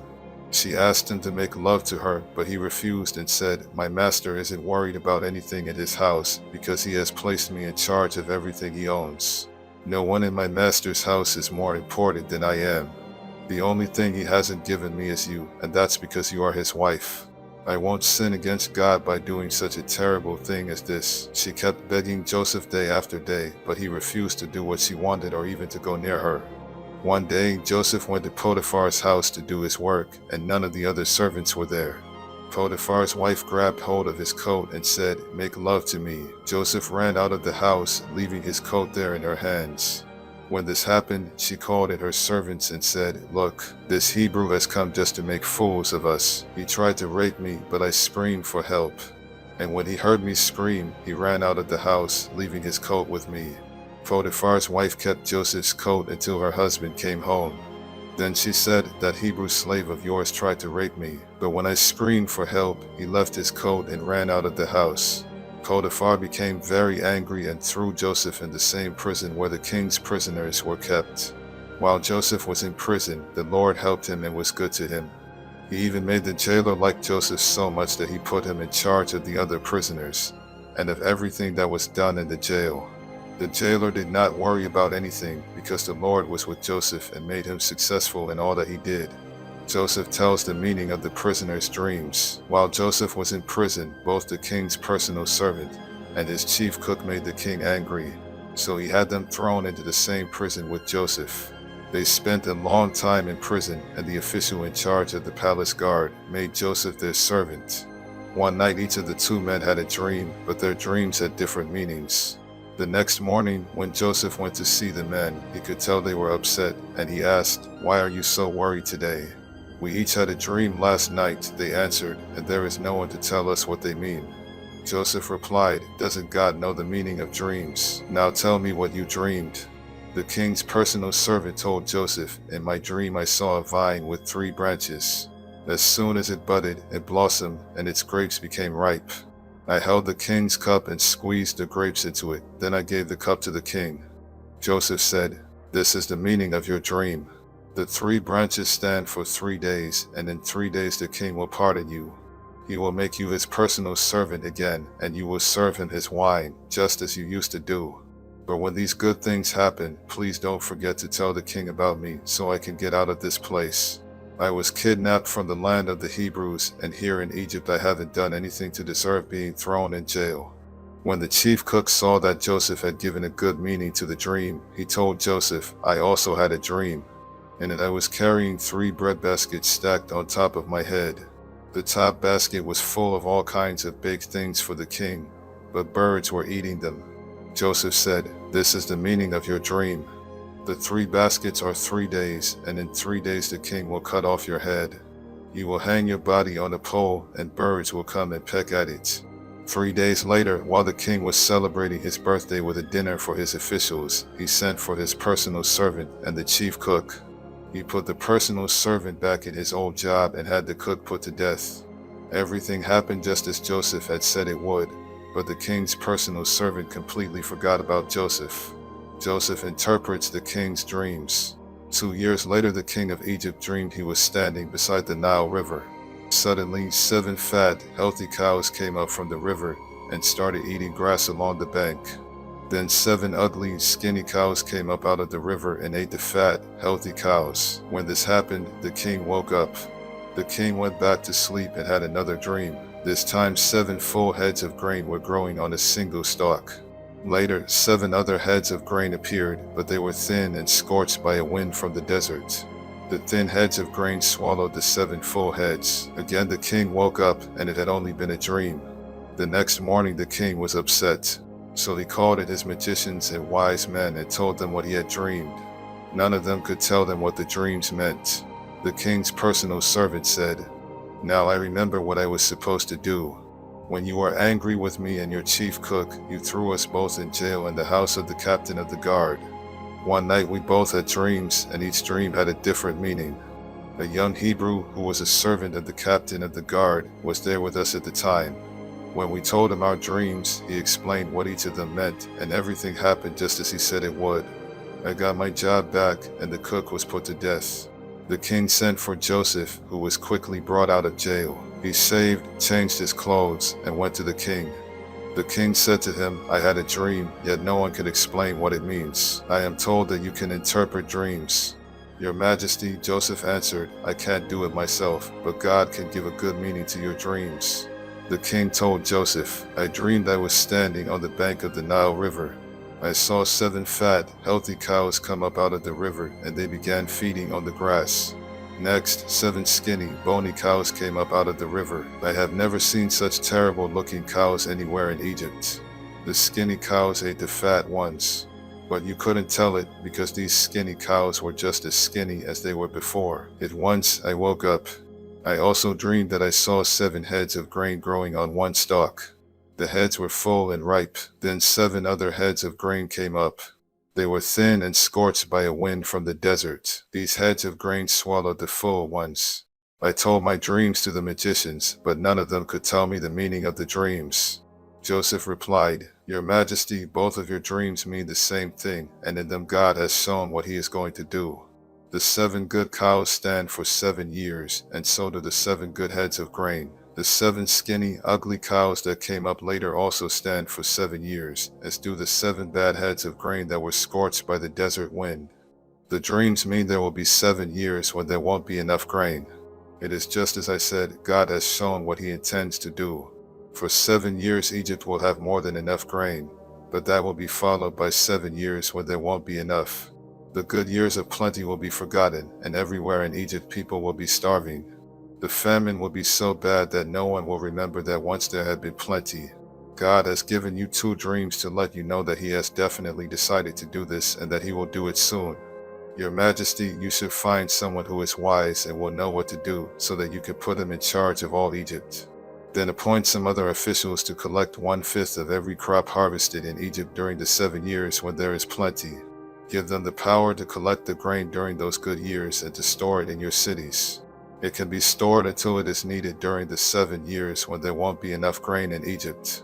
This will keep the country from being destroyed because of the lack of food. Joseph is made governor over Egypt." The king and his officials liked this plan. So the king said to them, "Who could possibly handle this better than Joseph? After all, the Spirit of God is with him." The king told Joseph, "God is the one who has shown you these things. No one else is as wise as you are or knows as much as you do. I'm putting you in charge of my palace, and everybody will have to obey you. No one will be over you except me. You are now governor of all Egypt."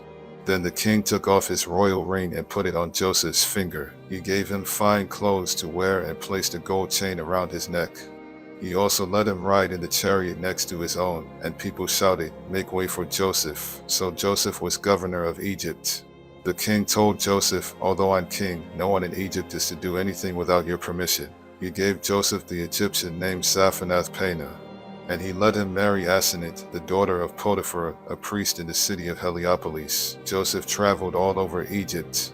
Joseph was 30 when the king made him governor, and he went everywhere for the king. For 7 years there were big harvests of grain. Joseph collected and stored up the extra grain in the cities of Egypt near the fields where it was harvested. In fact, there was so much grain that they stopped keeping record because it was like counting the grains of sand along the beach. Joseph and his wife had 2 sons before the famine began.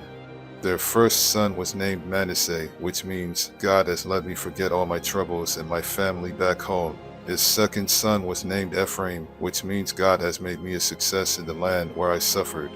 Egypt's 7 years of plenty came to an end, and the 7 years of famine began, just as Joseph had said. There was not enough food in other countries, but all over Egypt there was plenty. When the famine finally struck Egypt, the people asked the king for food, but he said, "Go to Joseph and do what he tells you to do." The famine became bad everywhere in Egypt, so Joseph opened the storehouses and sold the grain to the Egyptians. People from all over the world came to Egypt to buy grain, because the famine was so severe in their countries. Joseph's brothers go to Egypt to buy grain. When Jacob found out there was grain in Egypt, he said to his sons, "Why are you just sitting here, staring at one another? I have heard there is grain in Egypt. Go down and buy some so we won't starve to death." 10 of Joseph's brothers went to Egypt to buy grain, but Jacob did not send Joseph's younger brother Benjamin with them. He was afraid that something might happen to him. So Jacob's sons joined others from Canaan who were going to Egypt because of the terrible famine. Since Joseph was governor of Egypt and in charge of selling grain, his brothers came to him and bowed with their faces to the ground. They did not recognize Joseph, but at once he knew who they were, though he pretended not to know. Instead, he spoke harshly and asked, "Where do you come from?" "From the land of Canaan," they answered. "We've come here to buy grain." Joseph remembered what he had dreamed about them and said, "You're spies. You've come here to find out where our country is weak." "No, sir," they replied. "We're your servants, and we have only come to buy grain. We're honest men, and we come from the same family. We're not spies." "That isn't so," Joseph insisted. "You've come here to find out where our country is weak." But they explained, "Sir, we come from a family of 12 brothers. The youngest is still with our father in Canaan, and one of our brothers is dead." Joseph replied, "It's like I said, you're spies, and I'm going to find out the truth. I swear by the life of the king that you won't leave this place until your youngest brother comes here. Choose one of you to go after your brother, while the rest of you stay here in jail. That will show whether you are telling the truth. But if you are lying, I swear by the life of the king that you are spies." Joseph kept them all under guard for 3 days, before saying to them, "Since I respect God, I'll give you a chance to save your lives. If you are honest men, one of you must stay here in jail, and the rest of you can take the grain back to your starving families. But you must bring your youngest brother to me. Then I'll know that you are telling the truth, and you won't be put to death." Joseph's brothers agreed and said to one another, "We're being punished because of Joseph. We saw the trouble he was in, but we refused to help him when he begged us. That's why these terrible things are happening." Reuben spoke up, "Didn't I tell you not to harm the boy? But you wouldn't listen, and now we have to pay the price for killing him." They did not know that Joseph could understand them, since he was speaking through an interpreter. Joseph turned away from them and cried, but soon he turned back and spoke to them again. Then he had Simon tied up and taken away while they watched. Joseph's brothers returned to Canaan. Joseph gave orders for his brothers' grain sacks to be filled with grain and for their money to be put in their sacks. He also gave orders for them to be given food for their journey home. After this was done, they each loaded the grain on their donkeys and left. When they stopped for the night, one of them opened his sack to get some grain for his donkey, and at once he sought his money back. "Here's my money," he told his brothers, "right here in my sack." They were trembling with fear as they stared at one another and asked themselves, "What has God done to us?" When they returned to the land of Canaan, they told their father Jacob everything that had happened to them. "The governor of Egypt was rude and treated us like spies. But we told him, 'We're honest men, not spies. We come from a family of 12 brothers. The youngest is still with our father in Canaan, and the other is dead.' Then the governor of Egypt told us, 'I'll find out if you really are honest. Leave one of your brothers here with me while you take the grain to your starving families.' But bring your youngest brother to me so I can be certain that you are honest men and not spies. After that, I'll let your other brother go free and you can stay here and trade." When the brothers started emptying their sacks of grain, they found their money bags in them. They were frightened, and so was their father Jacob, who said, "You have already taken my sons Joseph and Simon from me, and now you want to take away Benjamin. Everything is against me." Reuben spoke up, "Father, if I don't bring Benjamin back, you can kill both of my sons. Trust me with him, and I'll bring him back." But Jacob said, "I won't let my son Benjamin go down to Egypt with the rest of you. His brother is already dead, and he is the only son I have left. I am an old man, and if anything happens to him on the way, I'll die from sorrow, and all of you will be to blame."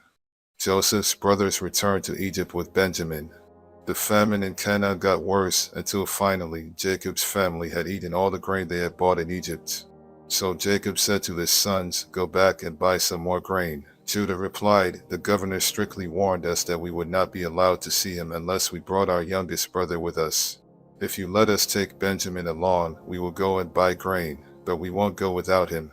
Jacob asked, "Why did you cause me so much trouble by telling the governor you had another brother?"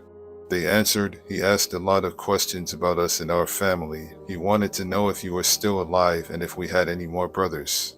All we could do was answer his questions. How could we know he would tell us to bring along our brother?"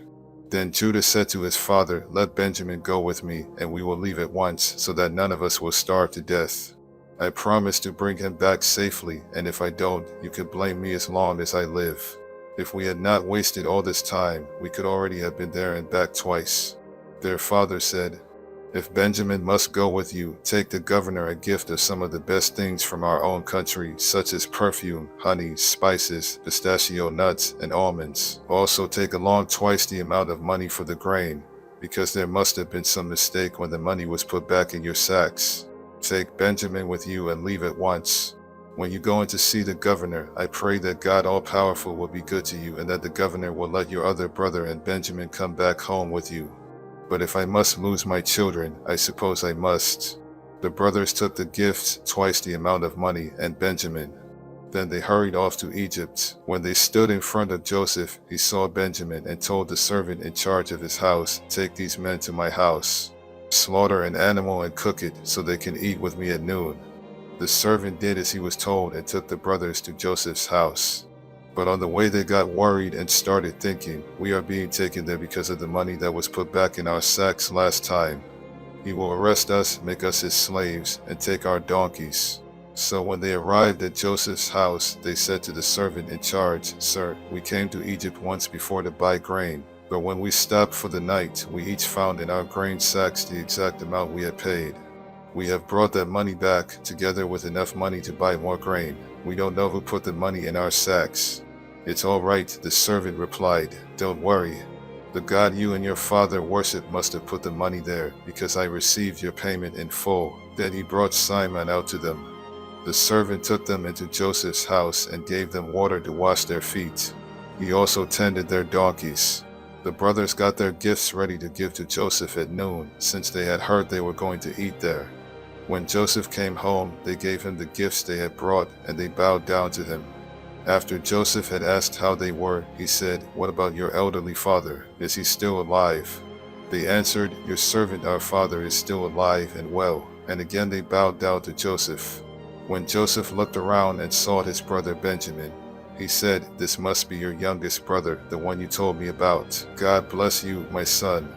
Then, because of his love for Benjamin, he rushed off to his room and cried. After washing his face and returning, he was able to control himself and said, "Serve the meal." Joseph was served at a table by himself, and his brothers were served at another. The Egyptians sat at yet another table, because Egyptians felt it was disgusting to eat with Hebrews. To the surprise of Joseph's brothers, they were seated in front of him according to their ages, from the oldest to the youngest. They were served food from Joseph's table, and Benjamin was given 5 times as much as each of the others. So Joseph's brothers ate and drank with him and had a good time. The missing cup. Later, Joseph told the servant in charge of his house, "Fill the men's grain sacks with as much as they can hold and put their money in the sacks. Also put my silver cup in the sack of the youngest brother." The servant did as he was told. Early the next morning, the men were sent on their way with their donkeys. But they had not gone far from the city when Joseph told the servant, "Go after those men. When you catch them, say, 'My master has been good to you, so why have you stolen his silver cup?' Not only does he drink from his cup, but he also uses it to learn about the future. You have done a terrible thing." When the servant caught up with them, he said exactly what Joseph had told him to say.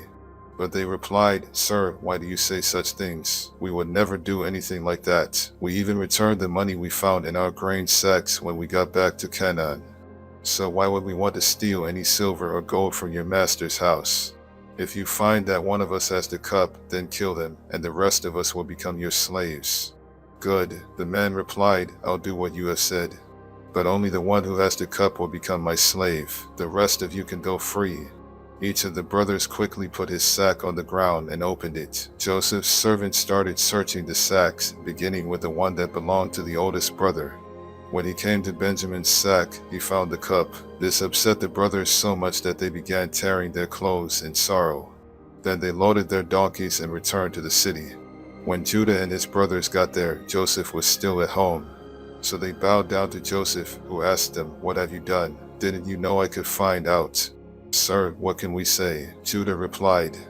"How can we say we are innocent when God has shown we are guilty, and now all of us are your slaves, especially the one who had the cup?" Joseph told them, "I would never punish all of you. Only the one who was caught with the cup will become my slave. The rest of you are free to go home to your father." Judah pleads for Benjamin. Judah went over to Joseph and said, "Sir, you have as much power as the king himself, and I am only your slave. Please don't get angry if I speak. You asked us if our father was still alive and if we had any more brothers. So we told you our father is a very old man. In fact, he was already old when Benjamin was born. Benjamin's brother is dead. Now Benjamin is the only one of the two brothers who is still alive, and our father loves him very much. You ordered us to bring him here so you could see him for yourself. We told you that our father would die if Benjamin left him. But you warned us that we could never see you again unless our youngest brother came with us. So we returned to our father and reported what you had said. Later our father sent us back here to buy more grain, but we told him we can't go back to Egypt without our youngest brother. We will never be let in to see the governor unless he is with us. Sir, our father then reminded us that his favorite wife had given birth to 2 sons. One of them was already missing and had not been seen for a long time. My father thinks the boy was torn to pieces by some wild animal, and he said, 'I am an old man. If you take Benjamin from me and something happens to him, I will die of a broken heart. That's why Benjamin must be with us when I go back to my father. He loves him so much that he will die if Benjamin doesn't come back with me. I promised my father that I would bring him safely home. If I don't, I told my father he could blame me the rest of my life. Sir, I am your slave. Please let me stay here in place of Benjamin and let him return home with his brothers. How can I face my father if Benjamin isn't with me? I couldn't bear to see my father in such sorrow." Joseph tells his brothers who he is. Since Joseph could no longer control his feelings in front of his servants, he sent them out of the room. When he was alone with his brothers, he told them, "I am Joseph." Then he cried so loudly that the Egyptians heard him and told about it in the king's palace. Joseph asked his brothers if his father was still alive, but they were too frightened to answer. Joseph told them to come closer to them, and when they did, he said, "Yes, I am your brother Joseph, the one you sold into Egypt.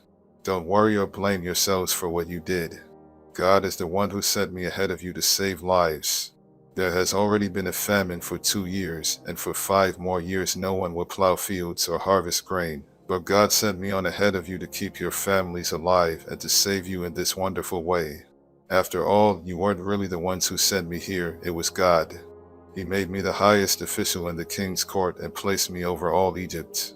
Now hurry back and tell my father that his son Joseph says, 'God has made me ruler of Egypt. Come here as quickly as you can. You will live near me in the region of Goshen with your children and grandchildren, as well as with your sheep, goats, cattle, and everything else you own. I will take care of you there during the next 5 years of famine. But if you don't come, you and your family and your animals will starve to death.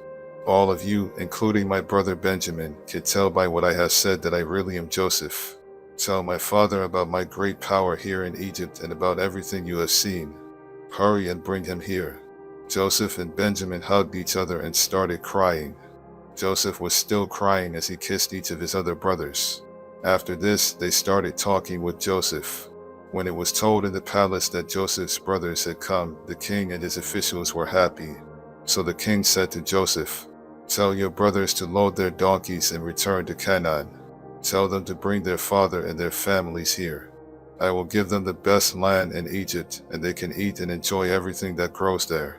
Also tell your brothers to take some wagons from Egypt for their wives and children to ride in, and be sure they bring their father. They can leave their possessions behind, because they will be given the best of everything in Egypt." Jacob's sons agreed to do what the king had said, and Joseph gave them wagons and food for their trip home, just as the king had ordered. Joseph gave some new clothes to each of his brothers, but to Benjamin he gave 5 new outfits and 300 pieces of silver. To his father he sent 10 donkeys loaded with the best things in Egypt, and 10 other donkeys loaded with grain and bread and other food for the return trip. Then he sent his brothers off and told them, "Don't argue on the way home." Joseph's brothers left Egypt, and when they arrived in Canaan they told their father that Joseph was still alive and was the ruler of Egypt.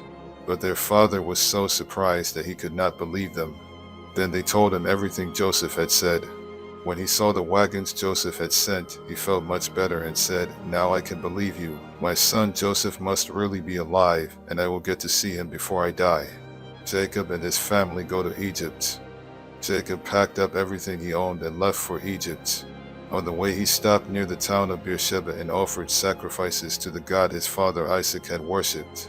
That night God spoke to him in a dream and said, "Jacob, Jacob." "Here I am," Jacob answered. God said, "I am God, the same God your father worshipped. Don't be afraid to go to Egypt. I will give you so many descendants that one day they will become a nation. I will go with you to Egypt, and later I will bring your descendants back here.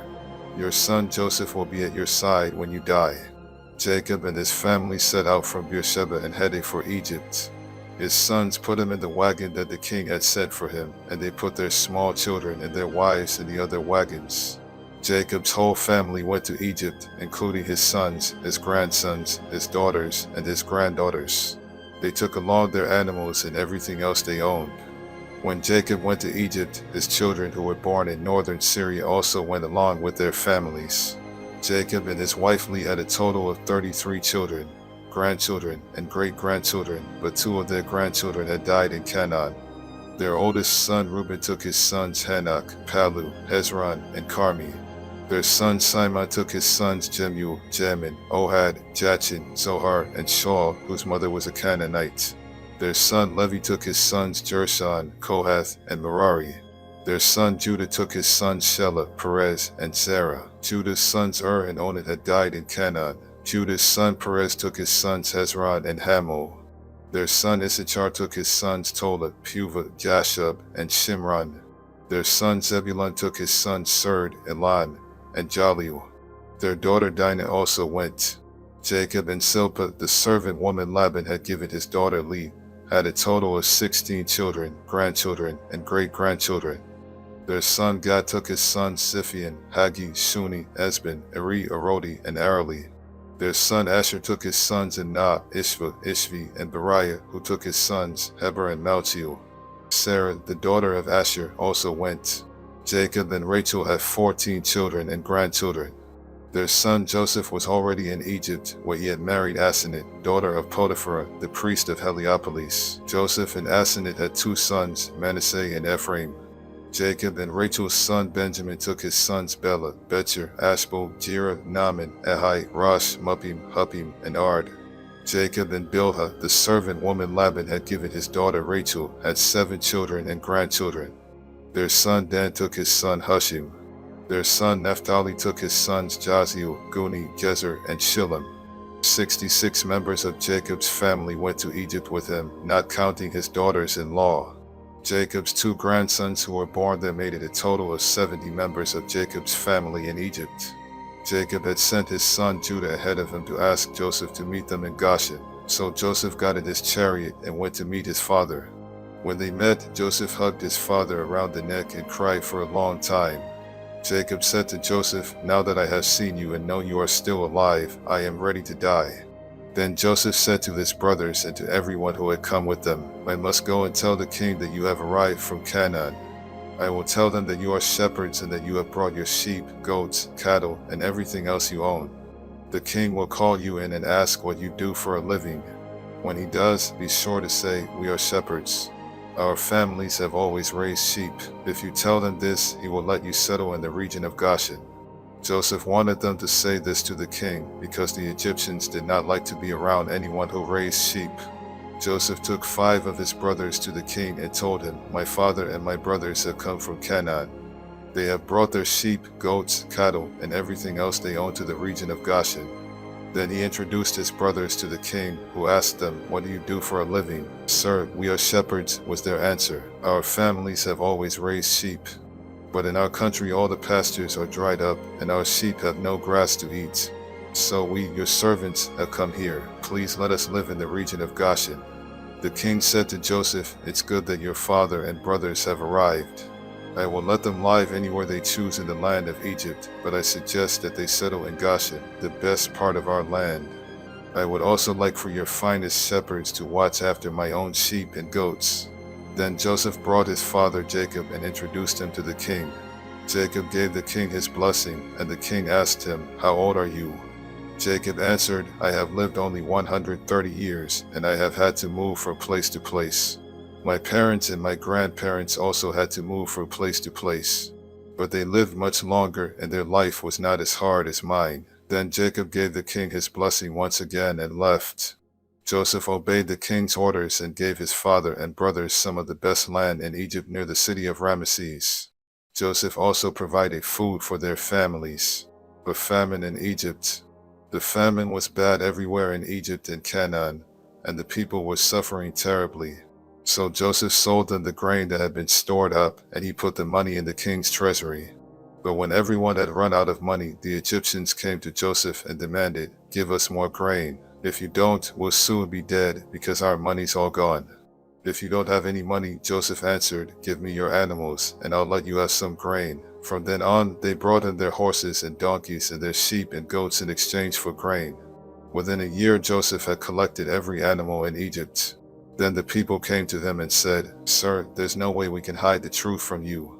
We are broke and we don't have any more animals. We have nothing left except ourselves and our land.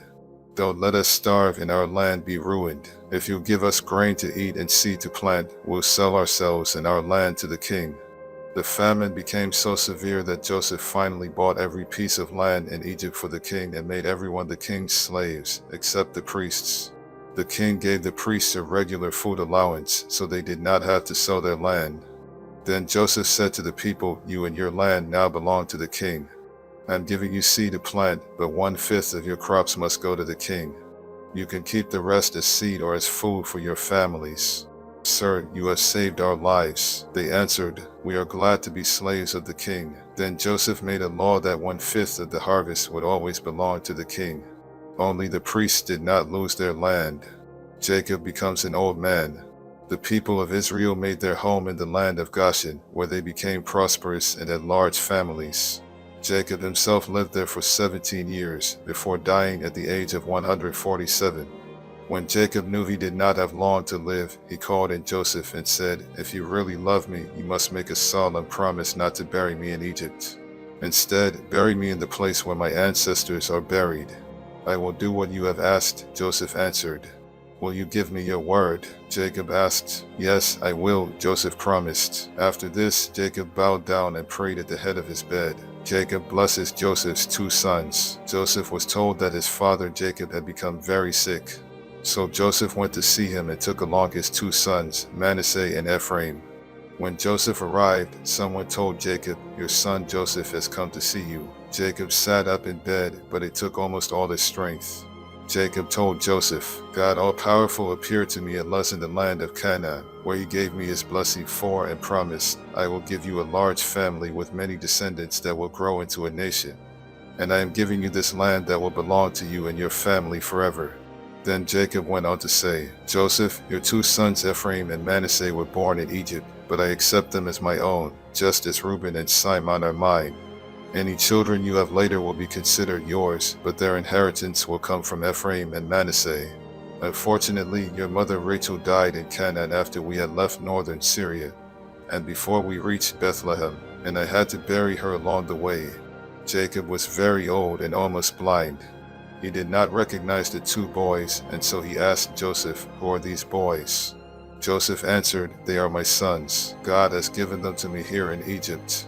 Bring them to me, Jacob said. I want to give them my blessing. Joseph brought the boys to him, and he hugged and kissed them. Jacob turned to Joseph and told him, For many years I thought you were dead and that I would never see you again. But now God has even let me live to see your children. Then Joseph made his sons move away from Jacob's knees, and Joseph bowed down in front of him with his face to the ground. After Joseph got up, he brought his two sons over to Jacob again. He led his younger son Ephraim to the left side of Jacob, and his older son Manasseh to the right. But before Jacob gave them this blessing, he crossed his arms, putting his right hand on the head of Ephraim and his left hand on the head of Manasseh. Then he gave Joseph his blessing and said, My grandfather Abraham and my father Isaac worshipped the Lord God. He has been with me all my life, and his angel has kept me safe. Now I pray that he will bless these boys, and that my name and the names of Abraham and Isaac will live on because of them. I ask God to give them many children and many descendants as well. Joseph did not like it when he saw his father place his right hand on the head of the younger son. So he tried to move his father's right hand from Ephraim's head and place it on Manasseh. Joseph said, Father, you have made a mistake. This is the older boy. Put your right hand on him.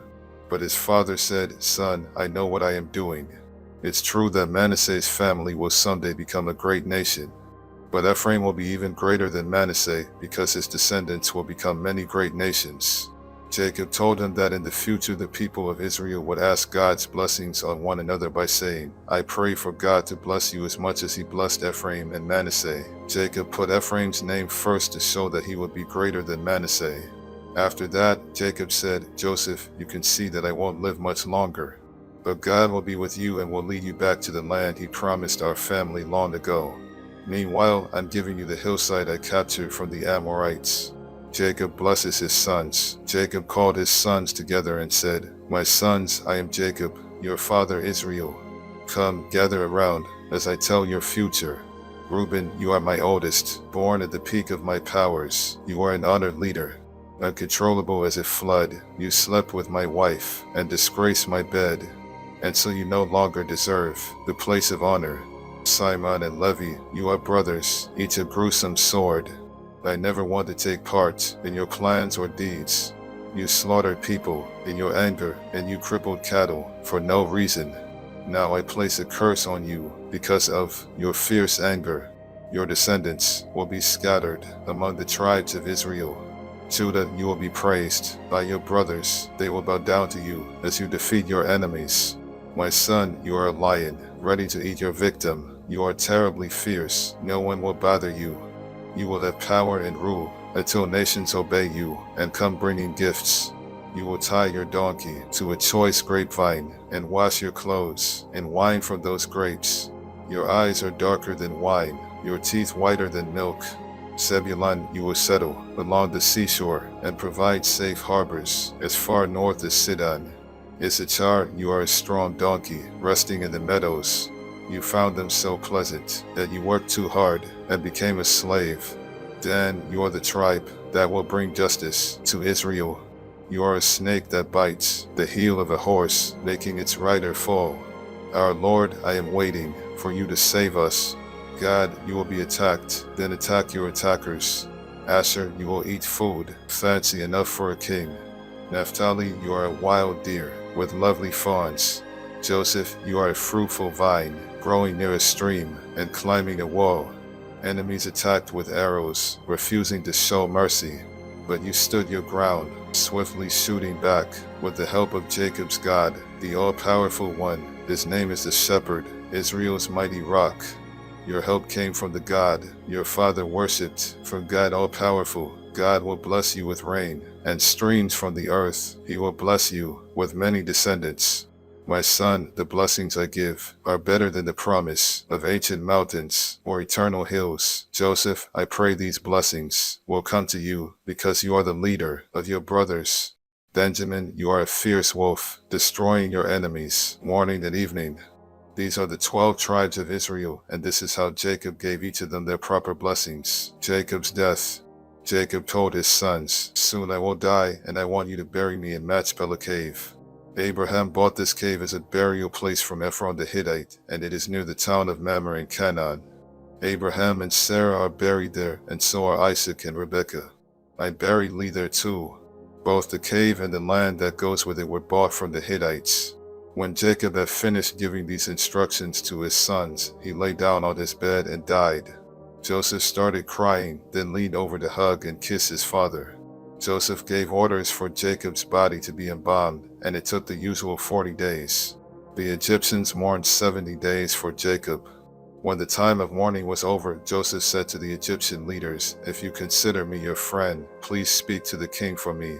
Just before my father died, he made me promise to bury him in his burial cave in Canaan. If the king will give me permission to go, I will come back here. The king answered, go to Canaan and keep your promise to your father.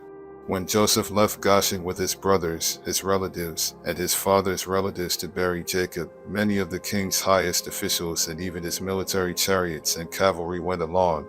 The Israelites left behind only their children, their cattle, and their sheep and goats. After crossing the Jordan River, Joseph stopped at Adad's threshing place, where they all mourned and wept 7 days for Jacob. The Canaanites saw this and said, the Egyptians are in great sorrow. Then they named the place Egypt in sorrow. So Jacob's sons did just as their father had instructed. They took him to Mamre in Canaan and buried him in Machpelah cave, the burial place Abraham had bought from Ephron the Hittite. After the funeral, Joseph, his brothers, and everyone else returned to Egypt. Joseph's promise to his brothers.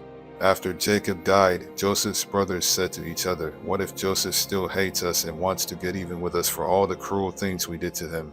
So they sent this message to Joseph. Before our father died, he told us, you did some cruel and terrible things to Joseph, but you must ask him to forgive you. Now we ask you to please forgive the terrible things we did. After all, we serve the same God that your father worshipped. When Joseph heard this, he started crying. Right then, Joseph's brothers came and bowed down to the ground in front of him and said, we are your slaves.